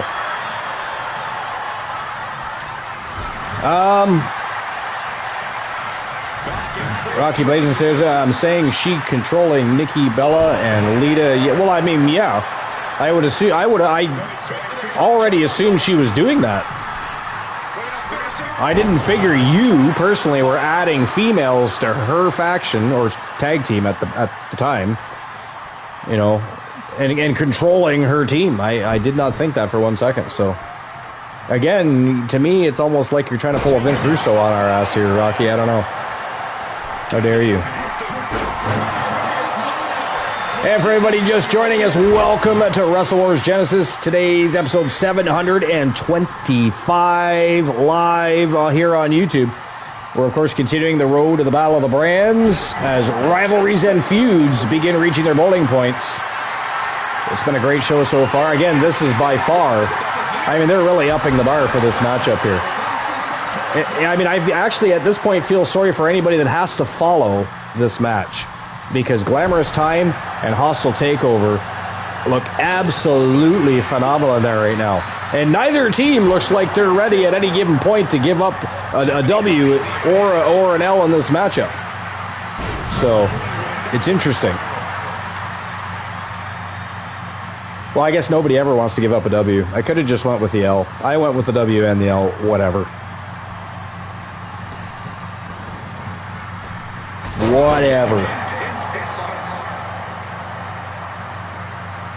All right, what else can we talk about? Anything on your mind, Luke? Aside from seeing Mickie James and having to watch Mickey kiss Nick Aldis, you know, aside from that, what? I mean, it wasn't me that kissed her. You know, I did not force that hand. I did not force that situation. And by the way, I don't know. It would be interesting to, like, I wonder how they met. And I get they both live in Tennessee, and I get they both, you know, at the time. But I mean, how?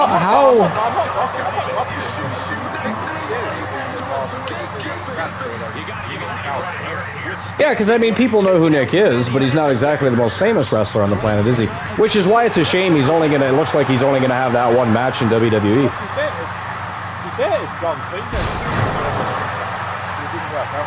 Yeah, yeah, I think most people know that. I mean, in the beginning, I'll be honest. Maybe that's why. Maybe that's why she decided to, you know, not that Nick isn't acknowledged as a great wrestler by most people, but he's not on the level of a John Cena or a Roman Reigns or anything to that effect. But maybe that's why. She dated John Cena when she was like, yeah, not dating anybody else at the top of the food chain. Fuck that shit. And went with Nick Aldis.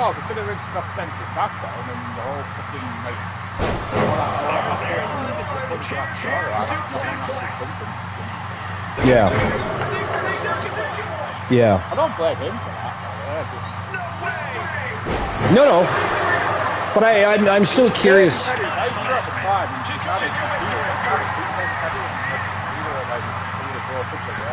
Well, I mean, let's face it. When Mickey was in her younger years, she was a little bit more. Yeah. But you should look it up. Actually, Google it. How did Nick Aldis and Mickie James meet, and see what we get for an answer.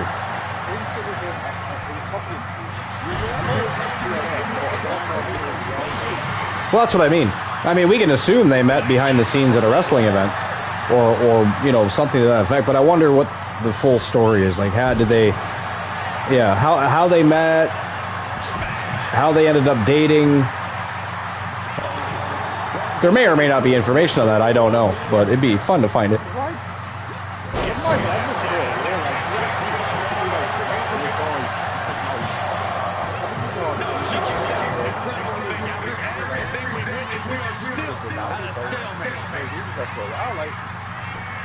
Yeah. Mufasa actually has me looking up a command now. How dare you, Mufasa? Have me researching shit while we're live with episode 725. The final Wrestle Wars Genesis before Battle of the Brands. But now I gotta know. ! Watch. I can't remember. But I'm looking. I'm looking right now.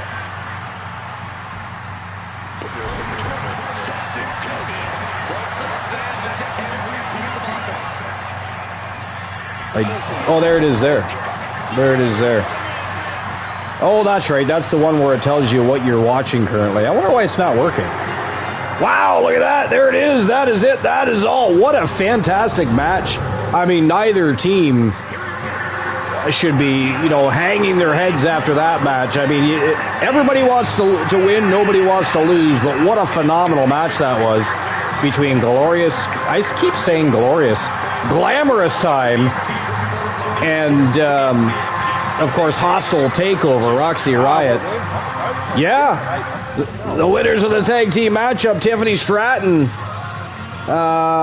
and Blake Monroe. They are Glamorous Time. That is a huge win over Hostile Takeover. But I got to tell you, they just raised the bar so high, I can't even imagine having to follow that. That was sensational.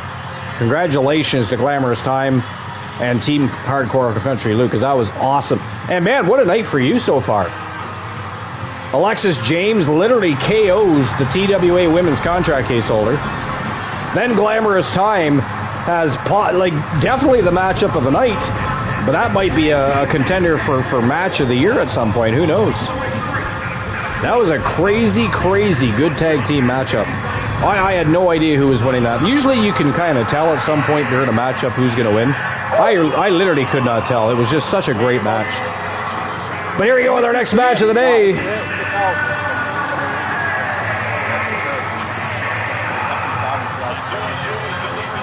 Here we go with our next match of the day. Tag team action, this time in the men's division.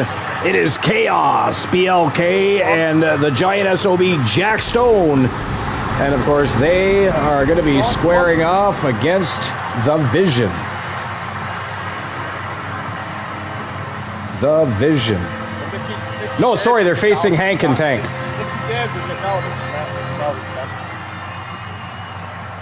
Sorry, say that again. 2010, Mr. James and Nick Albert.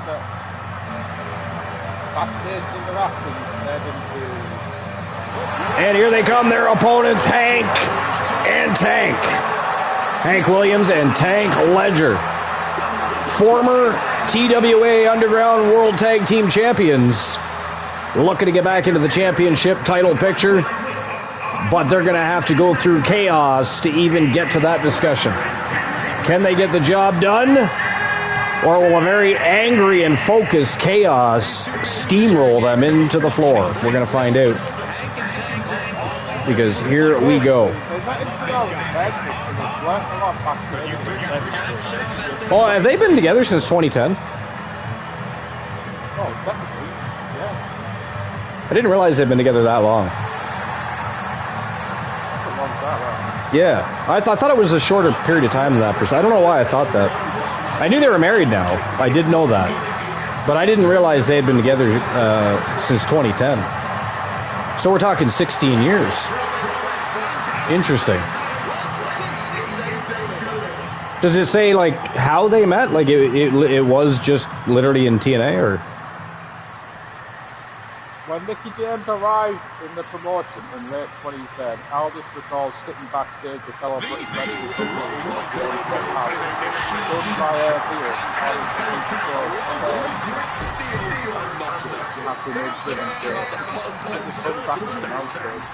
Yeah. No, right?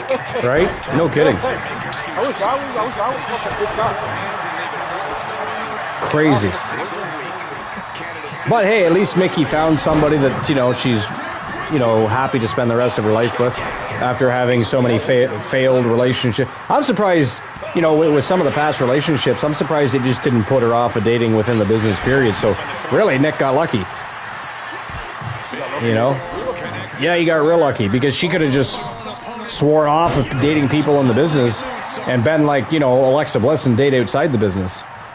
There was just basic people, right? Exactly. They didn't have to turn into a relationship. Yeah. All right, well, I'm going to take a quick... feel free to continue talking about that, or you can hold that thought for a moment. Totally up to you, but I have to take a quick trip to the facilities. I will be right back.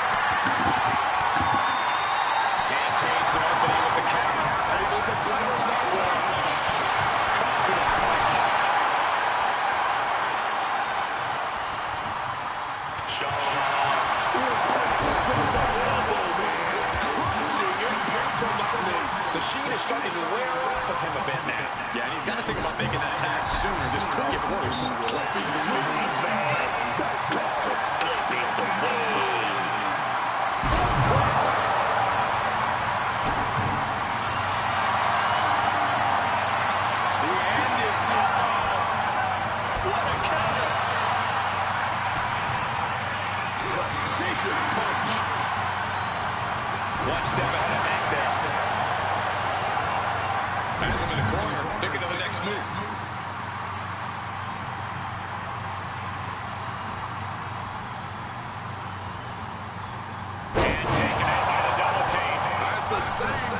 Teamwork makes the dream work.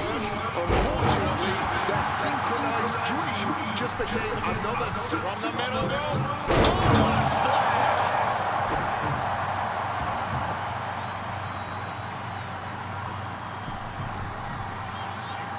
Oh, look at this here. Beautiful. Takes a lot of guts to try that again right away.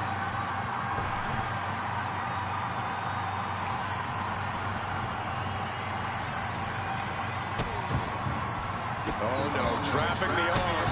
A vicious stomp to the hand. Nowhere to go. They're caught. Up high.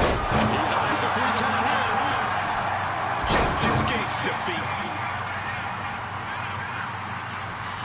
Oh, what a count. Crash landing.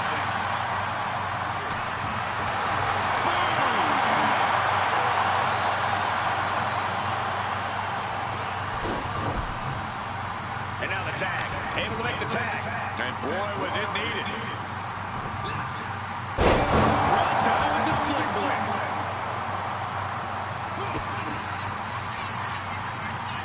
Underhook suplex. Beautiful transition. And now the cover.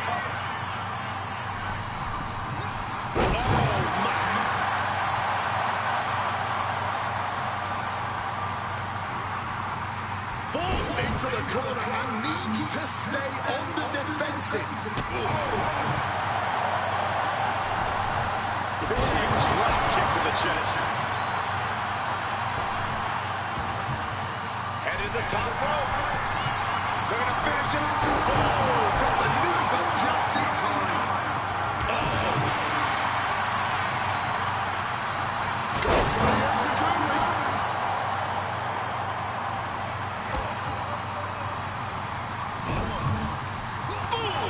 Defense for him. Look at this athleticism. Unique takedown.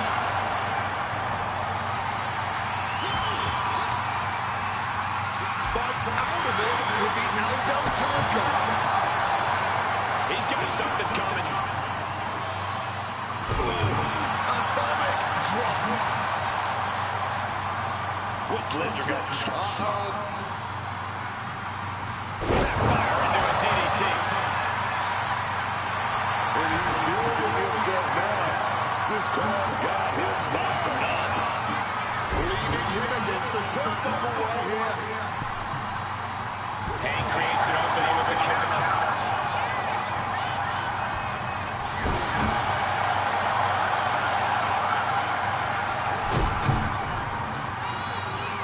Nothing fancy here, just raw power.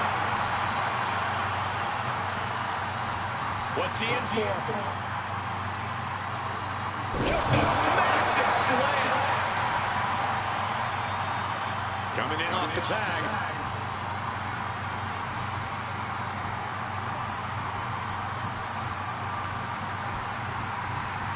What a reversal.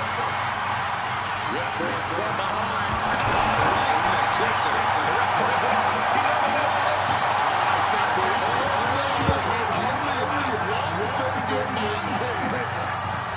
All right, I have returned. Sorry about that. I must admit, in addition to the facilities, I may or may not have acquired a beverage. And I may or may not have forgot to mention that that was a possibility. So it took me just a little while longer. Fucking Rocky, you seem to get everything for. I mean, you in season 7, you were the first to win the lotto, which, by the way, you won 4 fucking times. You were the first to win blackjack, first to win dice, and now if you consider it a victory, I suppose. And he's chosen Mad Dog. Mad Dog has now been cursed to the cell of pain. Wow, that is it. That is all, ladies and gentlemen. The winner of the match, Hank and Tank. I mean, it was a very good matchup, but I got to tell you, it still was not as good, and I'm sure everybody will agree, that was not as good of a match as Hostile Takeover versus Glamorous Time. That was a fantastic match, just flat out. It was just such a good match. You don't want to curse him? I mean, if you want to curse Mad Dog, I don't care. You choose anybody you want from your team to be cursed. I mean, that's up to you. I just I don't know how you determine who you want to curse from your team. That's like, I haven't been in that situation. And if anybody else wants to gamble their superstars and take a chance at being cursed, here we go. Next match of the day, though. The one Elijah Archer making his way to the squared circle. And, of course, he is set to take on Cruz Montana. Cruz Montana strolled into TWA, inked a contract, and demanded that he be set to face one of the best in the business. Unfortunately, Archer, I don't know if anybody saw the vignette from Elijah Archer, but the Coalition have had a lot going on lately, and Elijah Archer's not in the greatest of moods. So believe it or not, Archer stepped up to the plate immediately and granted him his match. I mean, I hope Cruz Montana knows what he's doing, because again, if you saw the vignette, even Dropkick Murphy and MJF were a little uncomfortable with the mood set and the mind frame of the one Elijah Archer. But here we go. He's going to get his chance. It is the one Elijah Archer versus Cruz Montana in our next matchup of the day. I got to tell you, the matchup I've been looking forward to all day long, though, is the Vision versus TDL. It's a non-title matchup, but any matchup that TDL's in is always outstanding, and I am really looking for... That's our next match of the day, by the way, the Vision versus TDL. It is indeed. We've already, we're just about at our triple main event already. We only have 2 championships on the line today. We, of course, have Moondust defending his TWA World Light Heavyweight Championship against Braun Breaker, who cut weight all day long today just to make the 225 limit. Because we all know that Braun Breaker, it normally runs around at about 250 pounds. But he wanted a shot at Moondust. He wanted a shot at Moondust. He wanted a shot at that title. And, of course, the Vision and Team Chelsea, they don't have the greatest relationship. So, I mean, I'm sure there's a little bit of spite there as well. But that is going to be a fantastic match in our main event. Braun Breaker versus Moondust for the TWA World Light Heavyweight Championship. And in our co-main event, Jey Uso going to be taking on the Lone Wolf Rex for the TWA Extreme Championship. So we still got lots of great matches headed our way. I got to tell you, though, no offense, Rocky, but now I want to see how well Mad Dog does in the Cell of Pain. Because you never know who you never know who you're going to be facing. Nobody else has been gambling away their superstars today, so I mean, it's going to be completely randomized at this point, probably by ranking, if I had to guess. And any superstars that are willing to step in that Cell of Pain to face Mad Dog, it might have to be randomized. I don't see many people just stepping up to the plate and signing over their lives to Danhausen's Cell of Pain. But we shall see what happens with that. You know what? I'll give it a go. Here we go. Cruz Montana, the one Elijah Archer. Let's go. Oh, Jesus Christ. He kicked him right in the face right off the hop. Not a great start for Archer. All right, so exclamation point, Danhausen.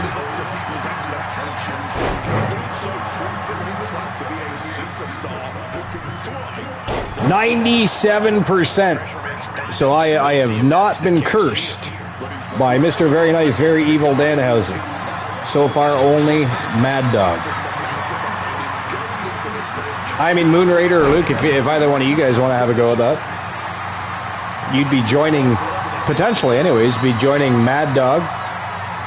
Unfortunately, for the Nexus, Mad Dog is going to be cursed to the cell of pain.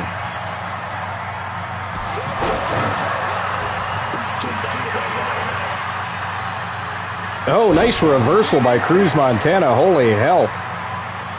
Maybe Archer came in with too much of a chip on his shoulder. He seems to be having a tough time getting any momentum going. Springboard dropkick. Archer not exactly pleased with what's going on. Looking to turn the ties. Nice lariat by the one. Big leg drop right across the throat of Cruz Montana. Ooh, missed the coffin drop. Missed.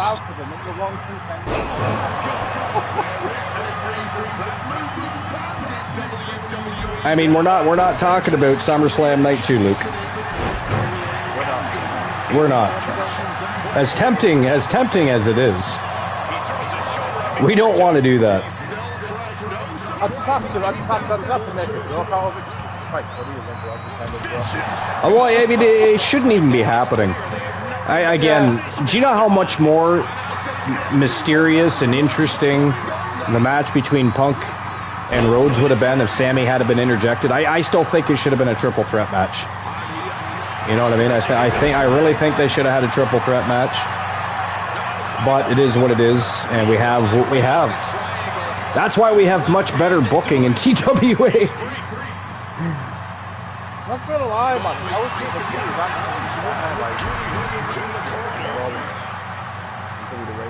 Oh, by the way, Moon, speaking of LCW, well, you're CCW, but LCW brings that to light. I did go and watch the remainder of, because I was watching Archer. Shit, who is he facing again? Sheamus. Right, Sheamus. He was going one-on-one with Sheamus in CCW. But as it is, while I was there watching CCW, I got plagued by 8 straight ads, and I ended up missing. It is not funny. How fucking dare you, sir? I mean, how many ads do you need to have? But yeah, I got 8 ads. I said there is 2.5 minute ads every 8 weeks. Yeah, well, I got 8 ads straight off the hop, which means I missed the remainder of Archer's match. And then shortly thereafter, maybe about 5 minutes later, I got 4 more ads, and I was like, holy hell, CCW does not want the Archerverse in their channel today. It was kind of funny though. But yeah, I did go and finish watching that match. I actually commented. You'll notice I commented as well. It was a great match, by the way. I thought Sheamus versus Archer was a great match.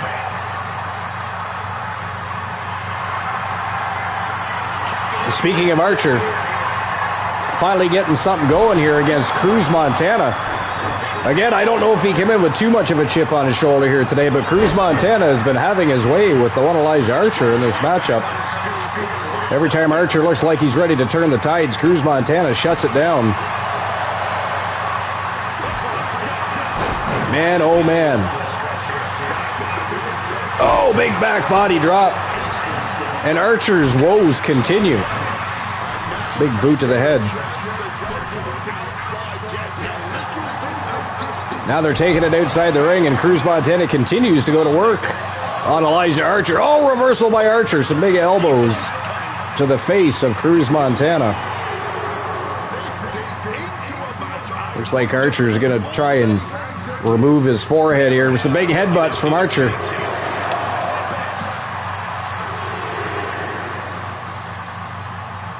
The one trying to get back in this matchup. That's the frustration now. Man, oh man.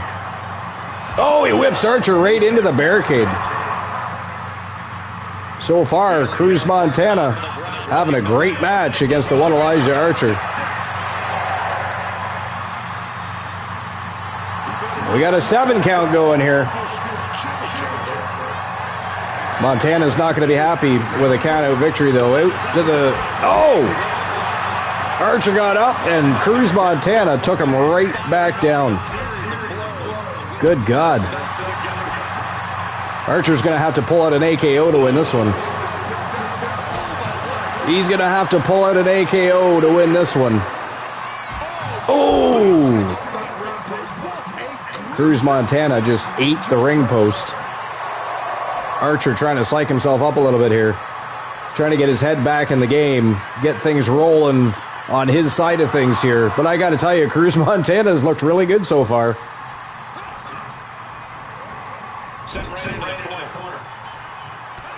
Oh, big uppercut. Oh, look at this. Damn, soccer kicked his face. Archer looking for a 3 count here. I don't know if he's going to be able to get it, though. Wow, he got it. What? Really? I mean, not that I'm complaining. Archer won that, but oh my God, I did not think he was going to win that way. I was convinced the only way he was getting out of that matchup with a W was an AKO on Cruz Montana. But he soccer kicked him right in the face and picks up the W with a 3 count. So, ladies and gentlemen, the winner of the match, the one, Elijah Archer. But I got to tell you, Cruz Montana looked damn good. What a match he just had. He did. But I didn't think it was going to happen there for a while. I really did not. I really did not. All right, here we go. Our next match of the day. This is the one I've been waiting for all day, as the Vision, Logan Paul and Austin Theory are set to take on TDL, Mufasa and Eric Dangerous, the 265-day and counting reigning defending TWA World's Tag Team Champions. That is our next match. It is non-title. They will, however, be defending those championships next weekend on TWA's Battle of the Brands. The Vision looking to shake things up before Battle of the Brands, though. This is our, we're now in the triple main event, yeah. So we only have two matches left. Another day where the matches have kind of just zipped by, with exception to Glamorous Time and Hostile Takeover, which again, still the best match of the night so far. What an outstanding. I mean, if you go back and rewatch this VOD later, for any reason at all, it's going to be to watch Hostile Takeover versus Glamorous Time, because that was just phenomenal. Absolutely phenomenal. Absolutely phenomenal. That said, I do expect a fantastic match here between the Vision and TDL as well, so let's see what happens. Let's see what happens.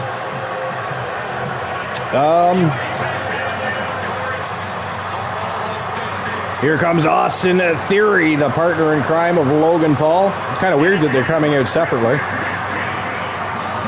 It's the first time in many moons they've come out separately. I don't know what's going on there, but anyways.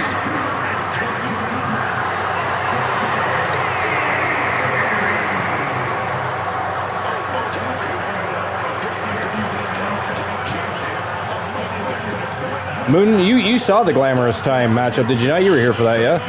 You weren't busy at the time?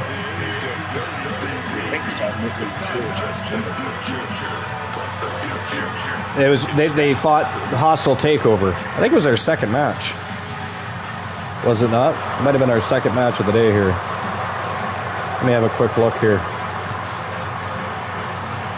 No, sorry, our second match of the day was Goliath and Bronson Reed. So it was actually our fourth match. It was right after Dropkick Murphy faced Kenny Omega.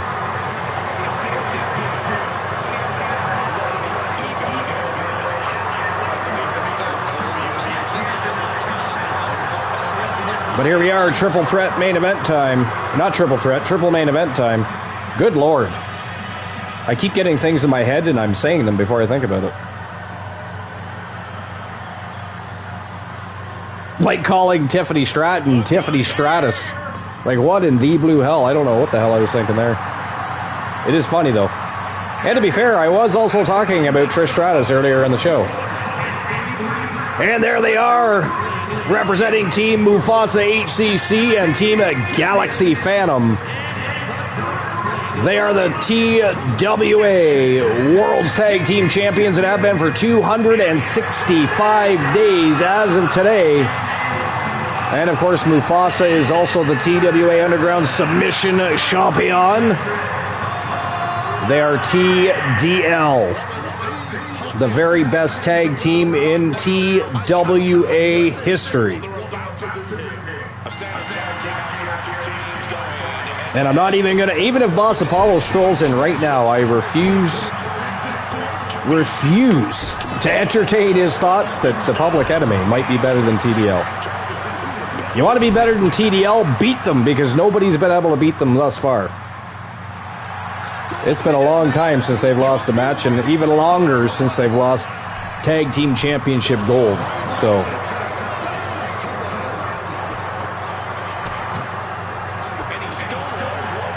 Rocky Blazing Star said, exclamation point, rigged.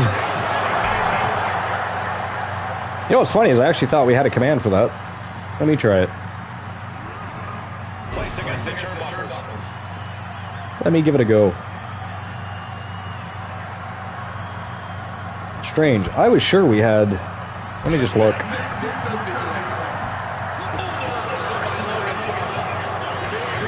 Oh, maybe it was over in the Land of Purple. It doesn't appear that we do here. It does not appear as though we do. But we can change that. Of course, we do tend to have different commands depending on where we are. That said, we haven't even been live in the Land of Purple in 2 months. It's been 2 months. Oh, big elbow right across the face. And again by Mufasa, Logan Paul. I'm surprised that didn't bust him open, actually.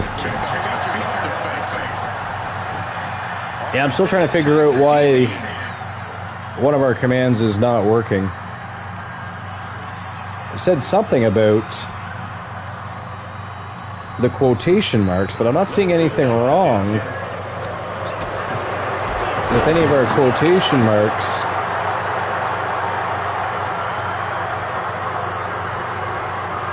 Yeah, I don't know why it's not working, but sometimes Stream Elements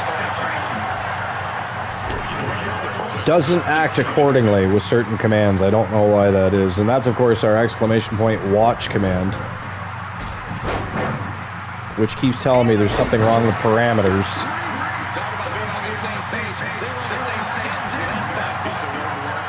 Yeah, see, it's still not working. Mismatched quotation mark. So that's something I'm going to have to figure out after the show. I don't know what's going on there, but I will figure it out. I will figure it out. Mufasa looking for a 3 count here. But Austin Theory powers out at 1.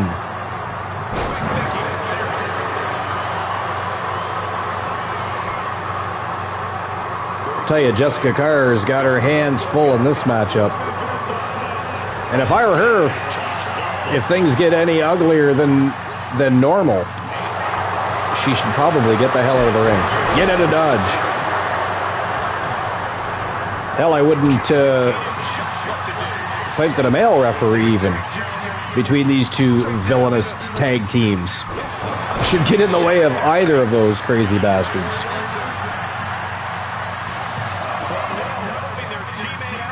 We've had no referees injured lately. We want to keep it that way.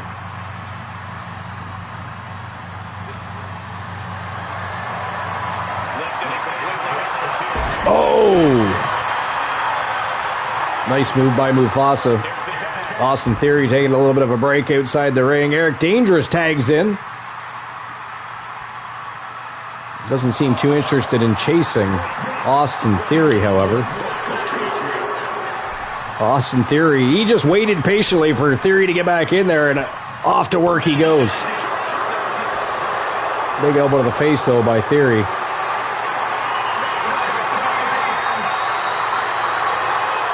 Snake eyes off the top turnbuckle. Down goes Dangerous. Theory catapults himself over that top rope. Beautiful splash. And he continues to beat down the TDL member.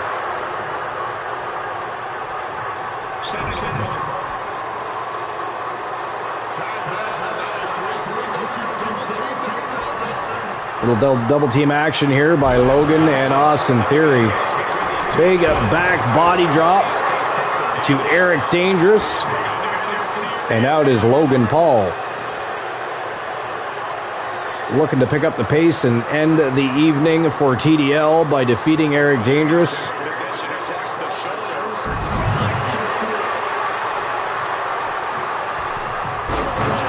Nice moonsault off the second rope there by Logan.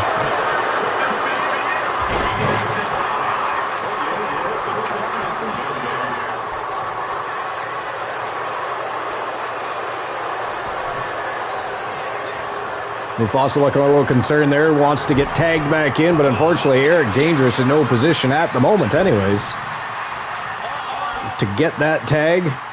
Oh, out the back door goes Logan Paul.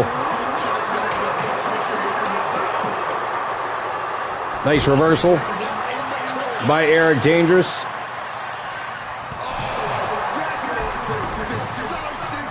And it looks like we're going to finally get that tag we've been waiting for. Mufasa climbing back through the ropes. Here we go. We all know Mufasa does not like Logan Paul.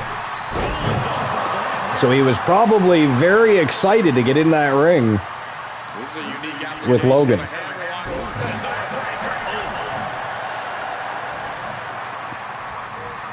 Vicious stop, and this superstar just reminding everyone how vicious they can truly be. The Vision themselves, by the way, have been TWA Underground World Tag Team Champions.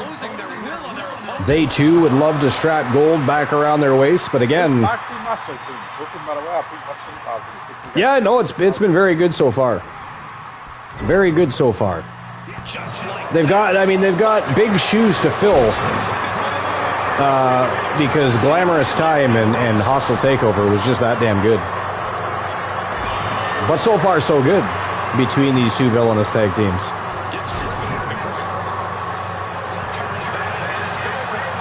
Nice reversal by Mufasa. Could we see a little double team action here?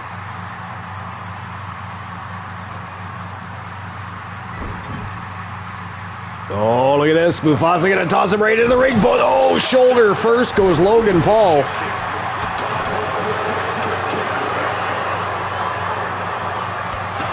Oh, from a standstill, double foot stomp right to the collarbone area.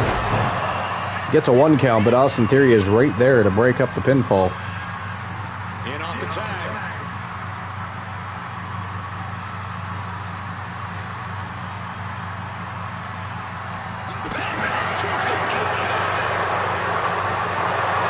Eric Dangerous back in the ring with Logan Paul. Logan Paul going right to work on Eric Dangerous. Seems to have Eric Dangerous' number here tonight so far.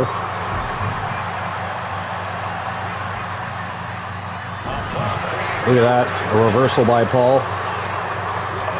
Oh, running European uppercut. Bounces Dangerous off that turnbuckle. And Paul gets a 1 count himself. But Eric Dangerous very quickly kicked out of that. Wow, atomic drop to a back suplex by Eric Dangerous. Beautiful move there. Back in comes Mufasa. Mufasa!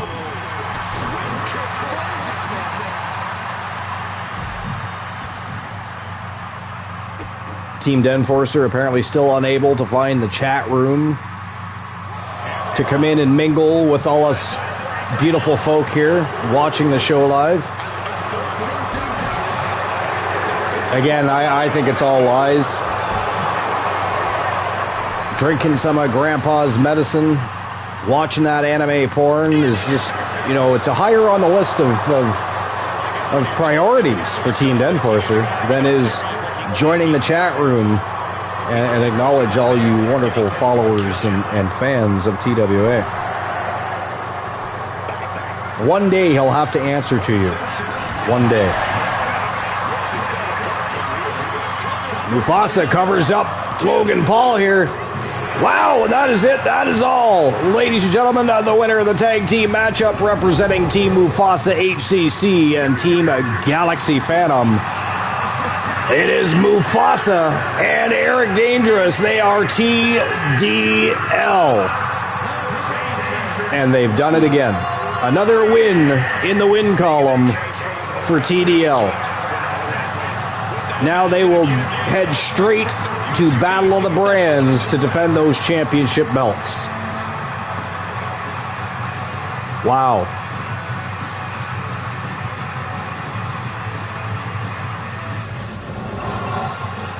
TDL just always seems to find a way to get the job done, don't they? All right, here we go. It is co-main event time. It is for the TWA Extreme Championship.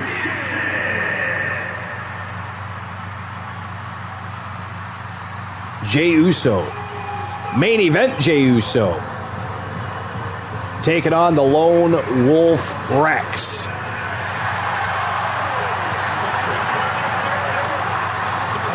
Showtime and go time.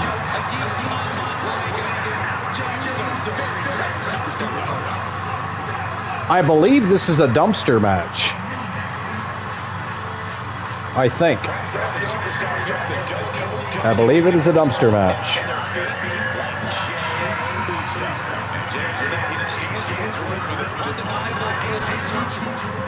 And working to make sure he never disappoints the WWE Universe. Jey Uso's fighting with a purpose, a man with a mission, doing it for himself and everyone who eats along. Main event Jey Uso looking to win I'd say championship gold, but it's actually championship platinum is the Extreme Championship. By the way, main event Jey Uso looking to pick up a championship, but he's going to have to defeat the Lone Wolf Rex to do so.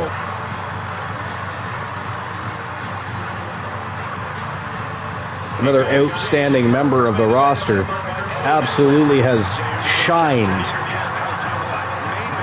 since inking a contract with TWA.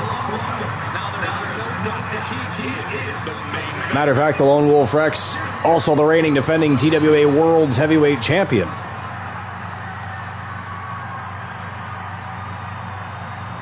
He is also the TWA World's Heavyweight Champion.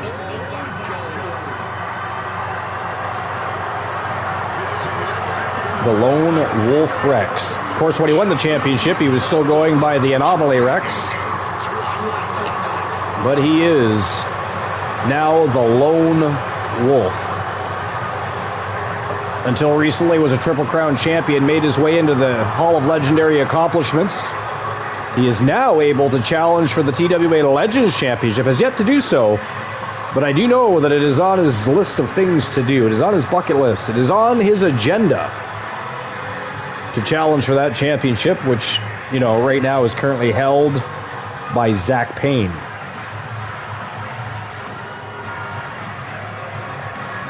Currently held by Zach Payne from Team Ace Hunter, the Phantom Zach Payne, the leader of the Ego Club.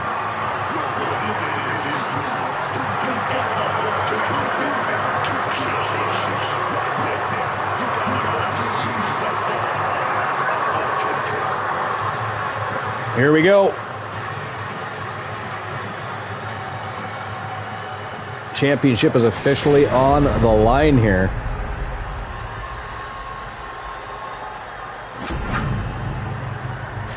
Time to turn and burn.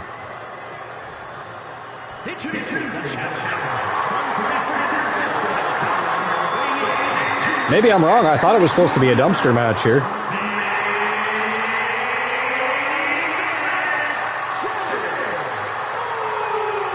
But I do not see a dumpster, so clearly I'm wrong.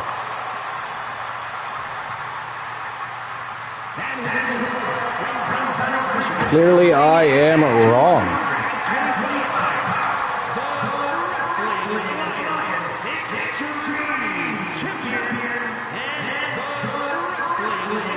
Either way, this probably will not be for the faint at heart. It will likely get ugly very quickly. If you're at all squeamish, you may not want to watch this matchup. Oh, it is a dumpster matchup. Okay, here we go.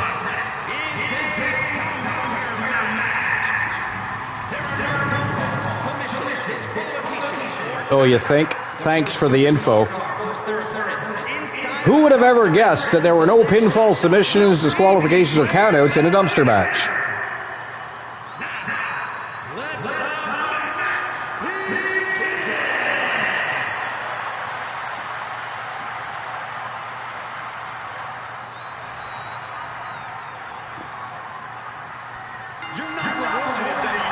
Wow, look at this. Oh, nice reversal. Wow, I thought that Jey Uso was going to get off to a quick start there. The Lone Wolf said, oh, hell no, you're not. Who's going to end up in the dumpster? Who is walking away as the TWA Extreme Champion?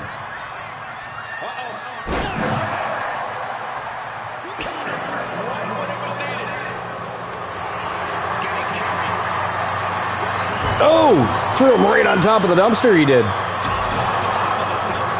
He figured, the hell with it, I'm not going to open the lid, I'm just going to put that sumbitch right through the top of that lid, but it did not happen. He did not go through it. He's going to have to open the top of that dumpster to get him inside. Oh, I thought he was going to eat that dumpster.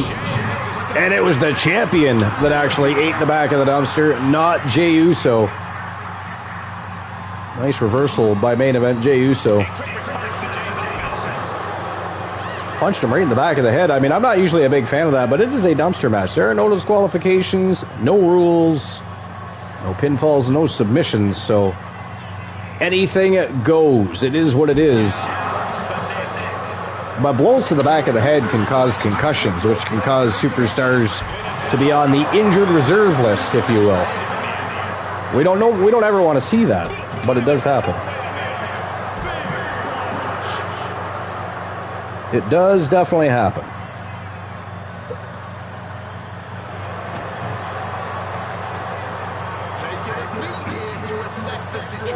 Dumpster lid now wide open. And look at the strength of the Lone Wolf Rex here. Because Jey Uso... What does Jey Uso weigh? He'd be above 200 pounds anyways, but either way, he deadlifted him. Oh! The Lone Wolf blocks the super kick, but Jey Uso delivers a second one right off the bat and nails him right in the kisser.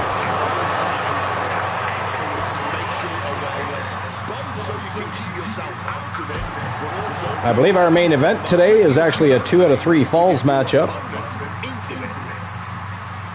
between Braun Breaker and the leader of Team Chelsea, the reigning defending TWA World Light Heavyweight Champion Moondust. Oh! God damn. The Lone Wolf showing no mercy here. I'm going to guess why, Woody. It is an Extreme Rules matchup for an Extreme Rules Championship belt. Oh, big spinning powerbomb down to the unforgiving floor. Spine first goes main event Jey Uso. That is not going to help things out any for Jey Uso. The Lone Wolf going after his opponent. The Predator going after his prey, if you will.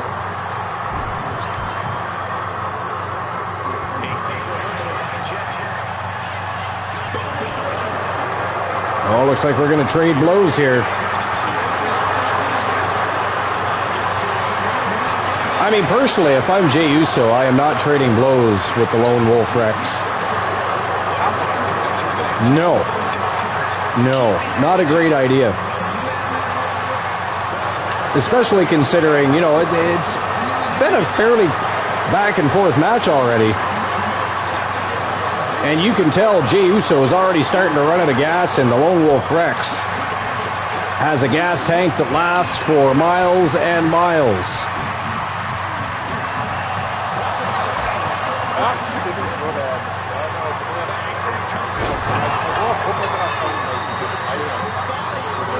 Hey, speaking of which, you may not have done Inferno, but you did run Death Zone yesterday. What happened on Death Zone?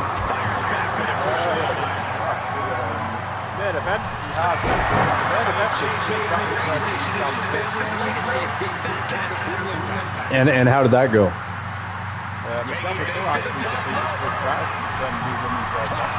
Nice. So, and what were the other matches on the card? Do you have that info? I knew about that match. Yeah, she did. Yeah. Yeah. I'm sure. And I'm, you know, nothing against Mickie James or anything, but I'm sure a lot of the LCW fans were excited to see Chloe do so well against a seasoned veteran like Mickie James.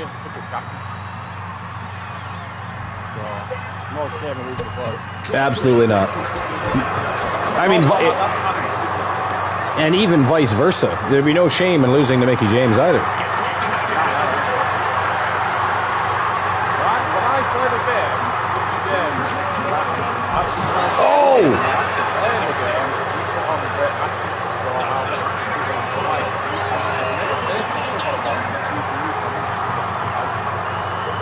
Jey Uso fighting his ass off here to make sure that trash can lid does not close. And he slams it right against the face of Rex. Good thing it's a plastic lid at least. At least it wasn't a metal lid. It probably didn't feel good either way, but at least it was not a metal lid.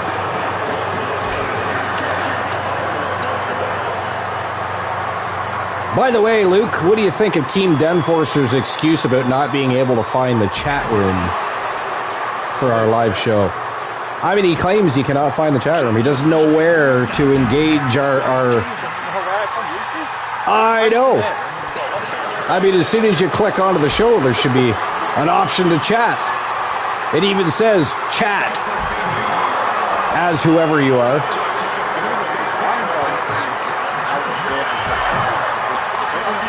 I think either that or he's been sipping Grandpa's cough medicine. Or or just blinded from the fact that he watches too much anime porn. You know, I think that might be a problem too. He's watching, Minnie and Mickey Mouse go at it far too often, and it's harming his retinas. His eyeballs are not working as they should. Too much screen time from watching all those naked anime people. Kind of crazy. Rex kicks him right back into the trash can. Can he close the lid this time is the question.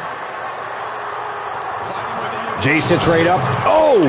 And gets right back out. He does not want that trash lid closing on him. DDT busts open the champion. Look at that. Rex is busted open here.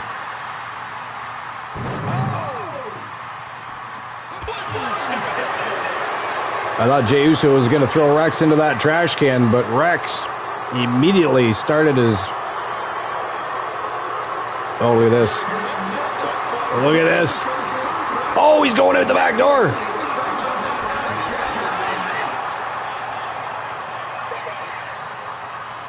Phenomenal match, though, so far between Jey Uso and the Anomaly Rex. Sorry, the Lone Wolf Rex.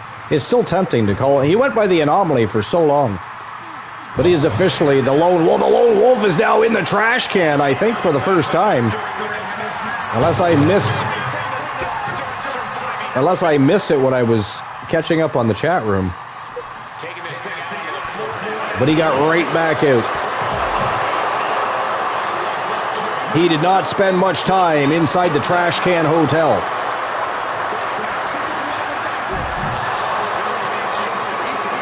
He did not spend much time in the Trash Can Hotel. Jey Uso's been in there on a couple of occasions already. Unfortunately for the Lone Wolf Rex, he was unable to keep him in there.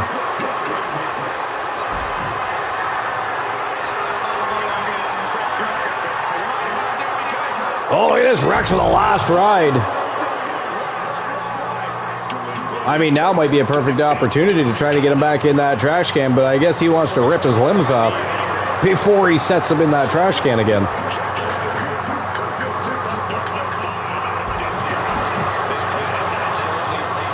Going to work on the leg area of main event Jey Uso.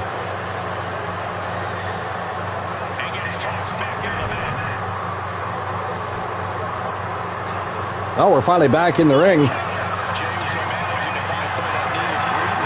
Oh, look at this. Jey Uso. Oh, he didn't get him. Rex kicked him right in. I was going to say, the Lone Wolf grabs the bottom rope and manages to evade going in the try. And look at this. Jey Uso didn't even get a chance to close the lid. Rex is like, fuck that, I'm out of here. You're not closing the lid on me, motherfucker, is what the Lone Wolf Rex is thinking.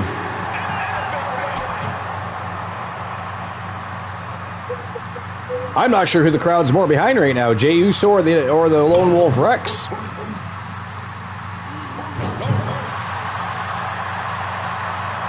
He's looking to shut that lid again. But again, Rex escapes the trash can.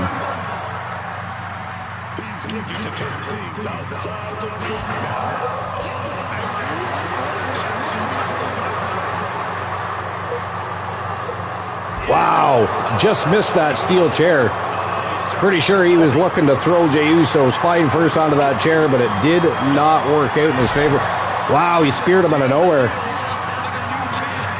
Jey Uso spears Rex out of nowhere.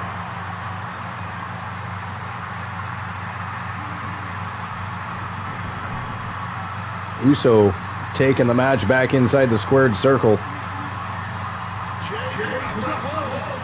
Spine buster.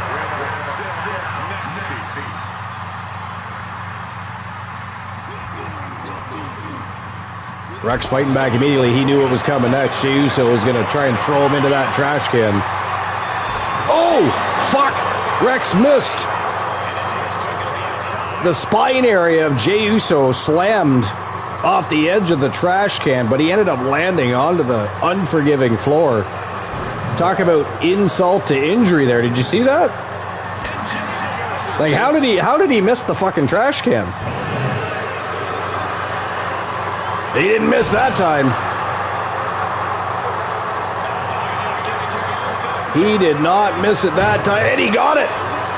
Rex got it. That is it. That is all, ladies and gentlemen. The winner of the dumpster matchup, and still the TWA Extreme Champion. It is the Lone Wolf Rex. And he is still your double champion. He is the TWA World's Heavyweight Champion and the TWA Extreme Champion. What a match for the Anomaly Rex. What a match for Jey Uso, though, too. I mean, he did absolutely fantastic in there against the Lone Wolf. He just couldn't seal the deal. Or in this case, seal the lid. And the Lone Wolf got the job done. The Predator took out his prey. All right, here we go, folks. It is main event time. It is time for Moondust to put his championship on the line against the Vision's own Braun Breaker. And again, I do believe this is 2 out of 3 falls. I do believe it is 2 out of 3 falls.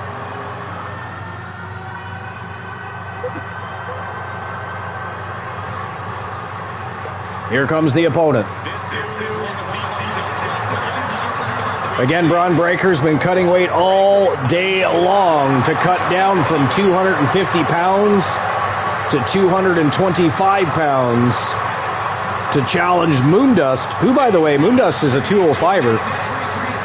He might fight like a heavyweight most of the time, but he's a cruiserweight, which makes what Moondust does even more impressive when you think about it.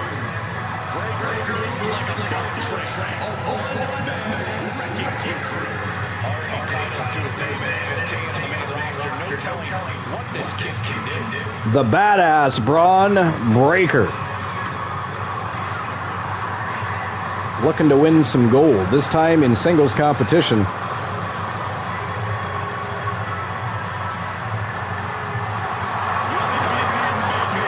Can he defeat the reigning defending champion?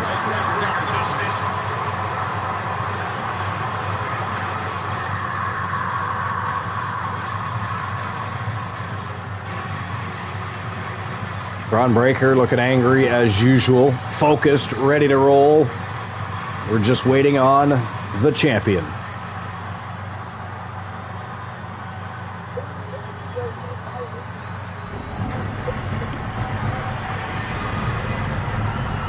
And here he comes.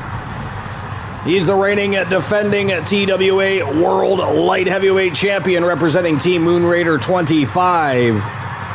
He is the leader of Team Chelsea. He is Moondust.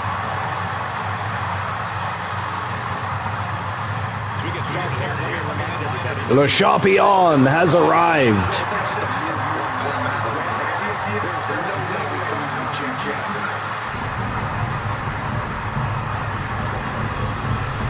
Putting the gold on the line. Moondust is always a fighting champion. It doesn't matter what championship he's holding on to. We can credit him with that much. One of the fightingest champions in history. Remember how many times he defended the TWA Speed Championship? For a while, it didn't look like anybody was taking that championship from Moondust.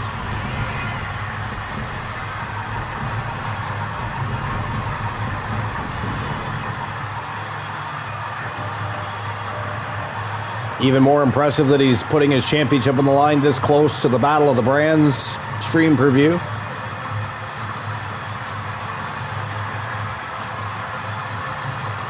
Is this match truly ready for Braun Breaker, a superstar who's branded for success? It is main event time.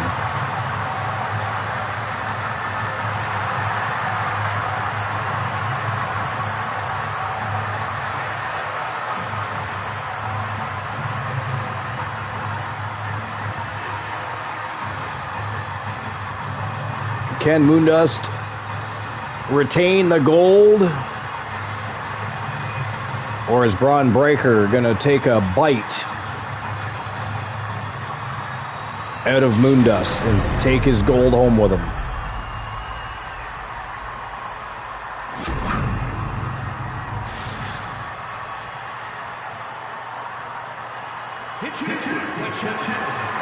The challenger.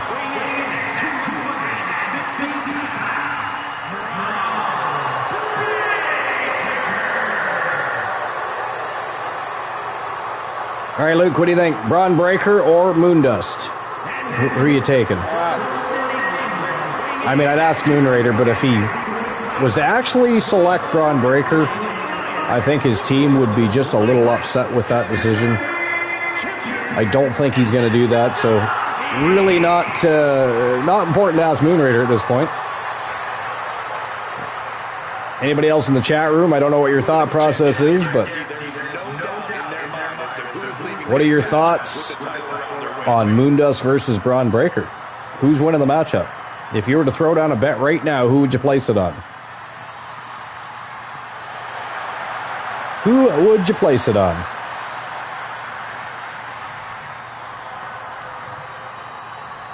I'm putting on Moondust, man. I mean, yeah, I would too.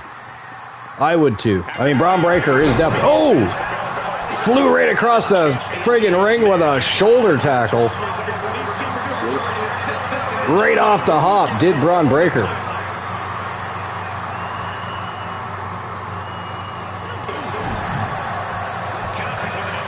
The future, it says on the back of his ring gear. He absolutely is one of the future main event players in TWA, as are folks like Obafemi, Dropkick Murphy, Goliath, Inswain. Speaking of Inswain, you know, a couple weeks back there were rumors circulating that Inswain could potentially be joining Dropkick Murphy in the Coalition. I've heard nothing since. There's been no negotiations about the... Now, I mean, they've been dealing with, you know, Joe Hendry being missing in action. Right now, Elijah Archer is absolutely pissed with Joe Hendry. Again, if you saw the vignette, you know, they were all discussing it on board of Elijah Archer's private plane. Well, it's not a plane. It is a jumbo fucking jet. But he literally said, "You just leave Joe Hendry to me." And the look on his face was a little disturbing. It even made Dropkick and MJF uncomfortable in their own seats. But I mean, so I don't know what's going to go on there, but there's definitely been no talks about a new member joining the Coalition that I'm aware of. But again, that rumor did circulate that Inswain might become the newest member of the Coalition. I mean, whether or not that happens, I guess we're going to have to wait and find out. But how interesting would that be? Especially, I mean, Inswain is on absolute fire. He's undefeated.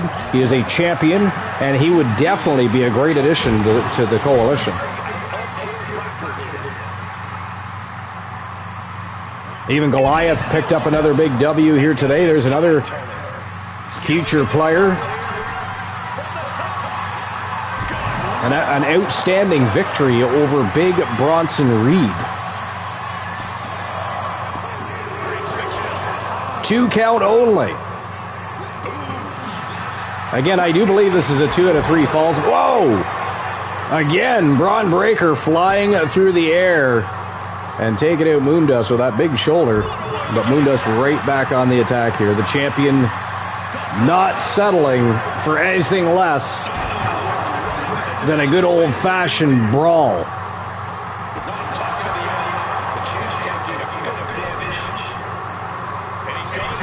Oh, look at this, Braun Breaker going upstairs.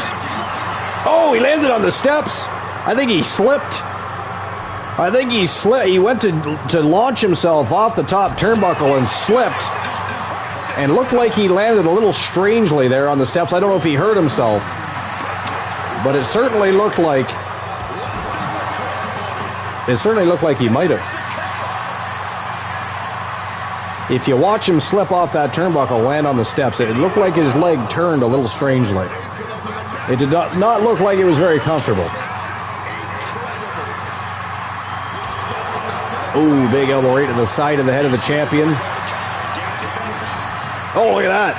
Good God. I got to tell you, Moondust is absolutely awesome to watch in the ring. He really is.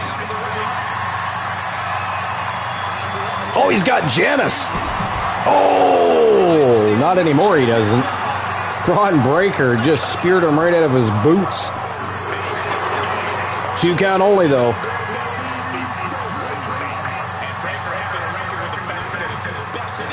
Oh, there's some big forearms right to the back of the neck of the champion.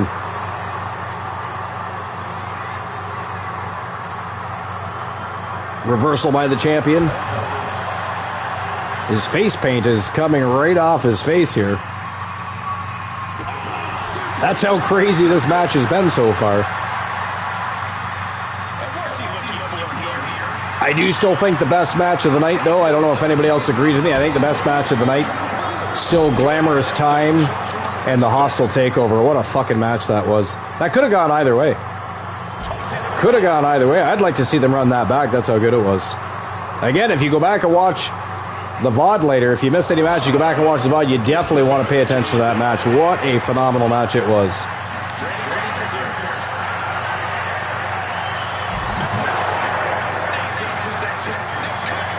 Mufasa says Braun Breaker wins. 1 penny and 5 nickels.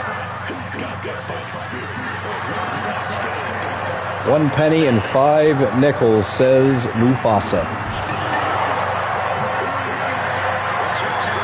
By the way, Mufasa is still winning at blackjack currently. He got a perfect 21, so if you want to tie him for a roll-off, you got to try and get 21 yourself. Otherwise, Mufasa is going to win himself a season pass here today if he so chooses. I mean, not everybody... sometimes people just play for fun. Other times people would legitimately like to claim a superstar, so you never know. We'll see what happens with that.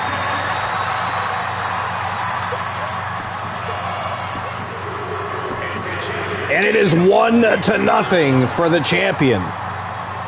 Moondust with a 3 count on Braun Breaker. Looking to break the arm of Braun Breaker, speaking of which. Oh, a cutter. Almost looked like a diamond cutter there. Busted open Braun Breaker. Oh, it looked like he was going to finish him off right there, but Braun Breaker got that left shoulder up. My God.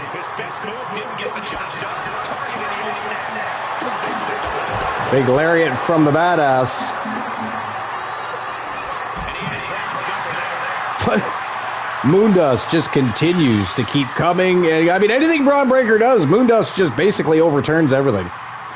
He has been on his game. Oh my God, that is a 3rd flying shoulder tackle. This time I think he took him right in the face. And Moondust still getting back up. Moondust still in it to win it. Still in it to retain it. Still in it for a... He just wants to fight. That's all he wants. He wants to fight. And he knows Braun Breaker is good for a fight. He's currently up 1-0 though. Needs to get that second fall to finish off Braun Breaker's evening. Before Braun Breaker somehow finds a way to tie things up. Oh, big lariat right across the chest. Down goes the champion. And Braun Breaker just turned his back on the champion. Oh my good God. Look at that. Not only did Moondust take 2 shots from a barbed wire bat right to the head, Braun Breaker just landed him spine first on that unforgiving floor. Braun going to be looking for a 3 count here. Or not.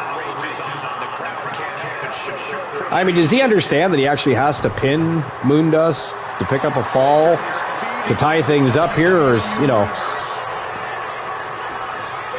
I think sometimes Braun Breaker gets so involved with the fight he forgets that he's actually supposed to win the matchup. He just likes to hurt people. Oh, look at this. Moondust with a table.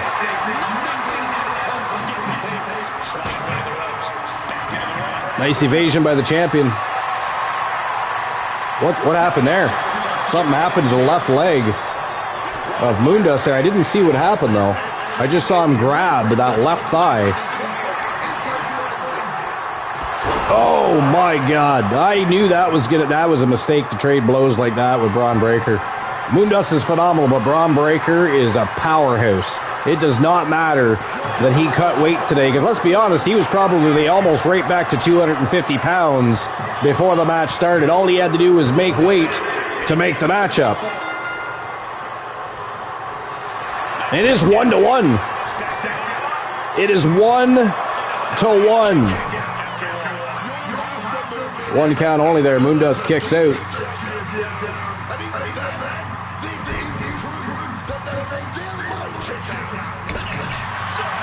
Moondust with a big knee lift right to the gut of Braun Breaker. Oh, look at that. A step up enziguri. I think Moondust can be looking to finish things off here. I think he's had enough of Braun Breaker. Oh my God.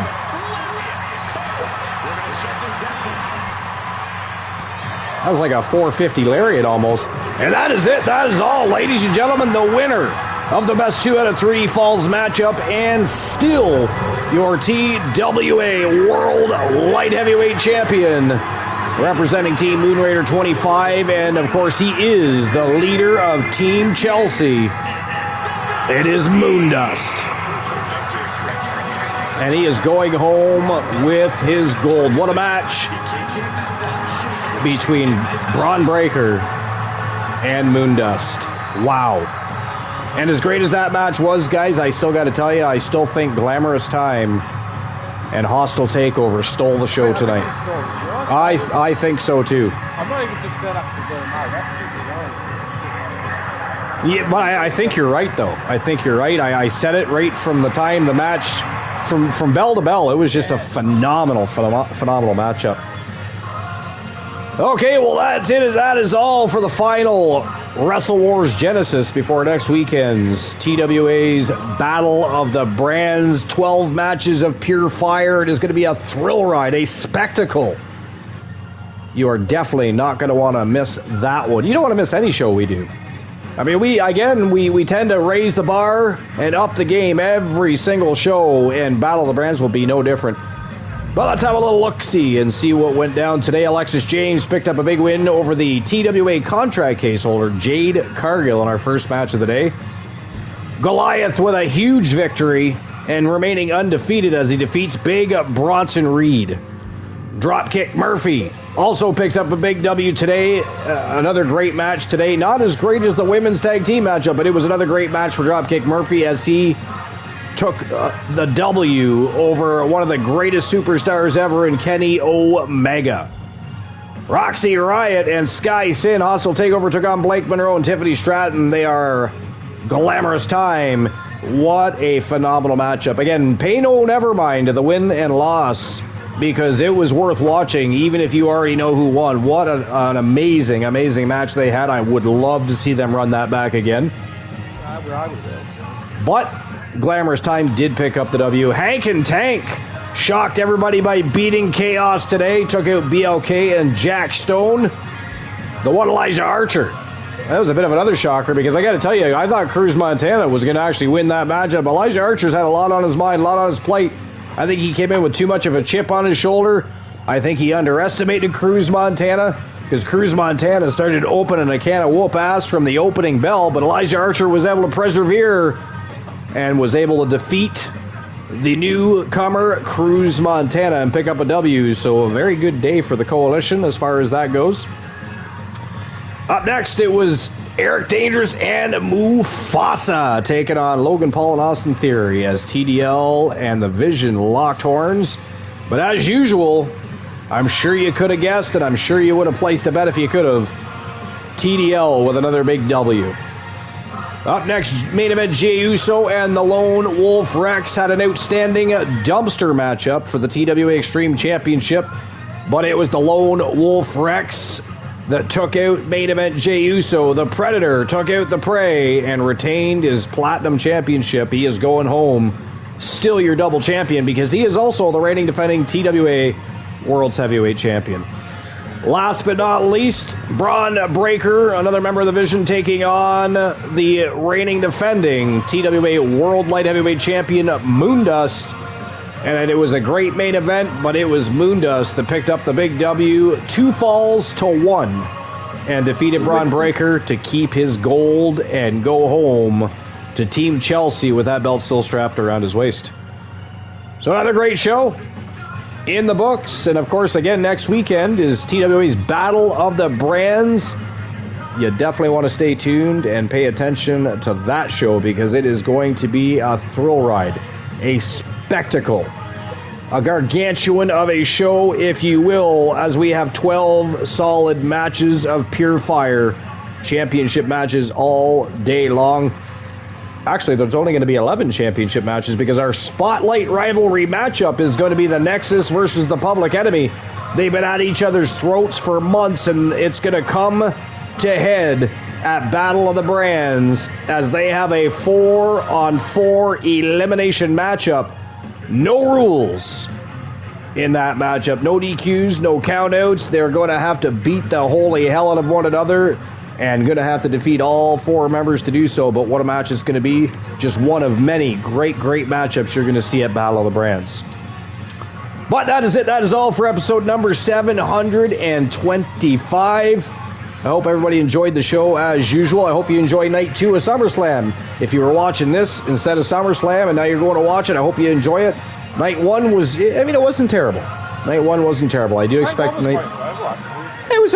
was decent. I can't say it was horrible. I mean, there's things I would have liked to have been a little bit different, but it wasn't horrible. I do expect night 2 to be better.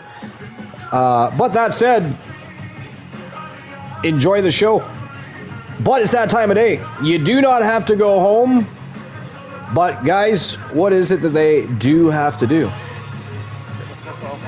Get the fuck out of my channel. Get the fuck out of my channel. Goodbye. Au revoir. Sayonara. A bientôt. Hasta la vista, bitches. Get the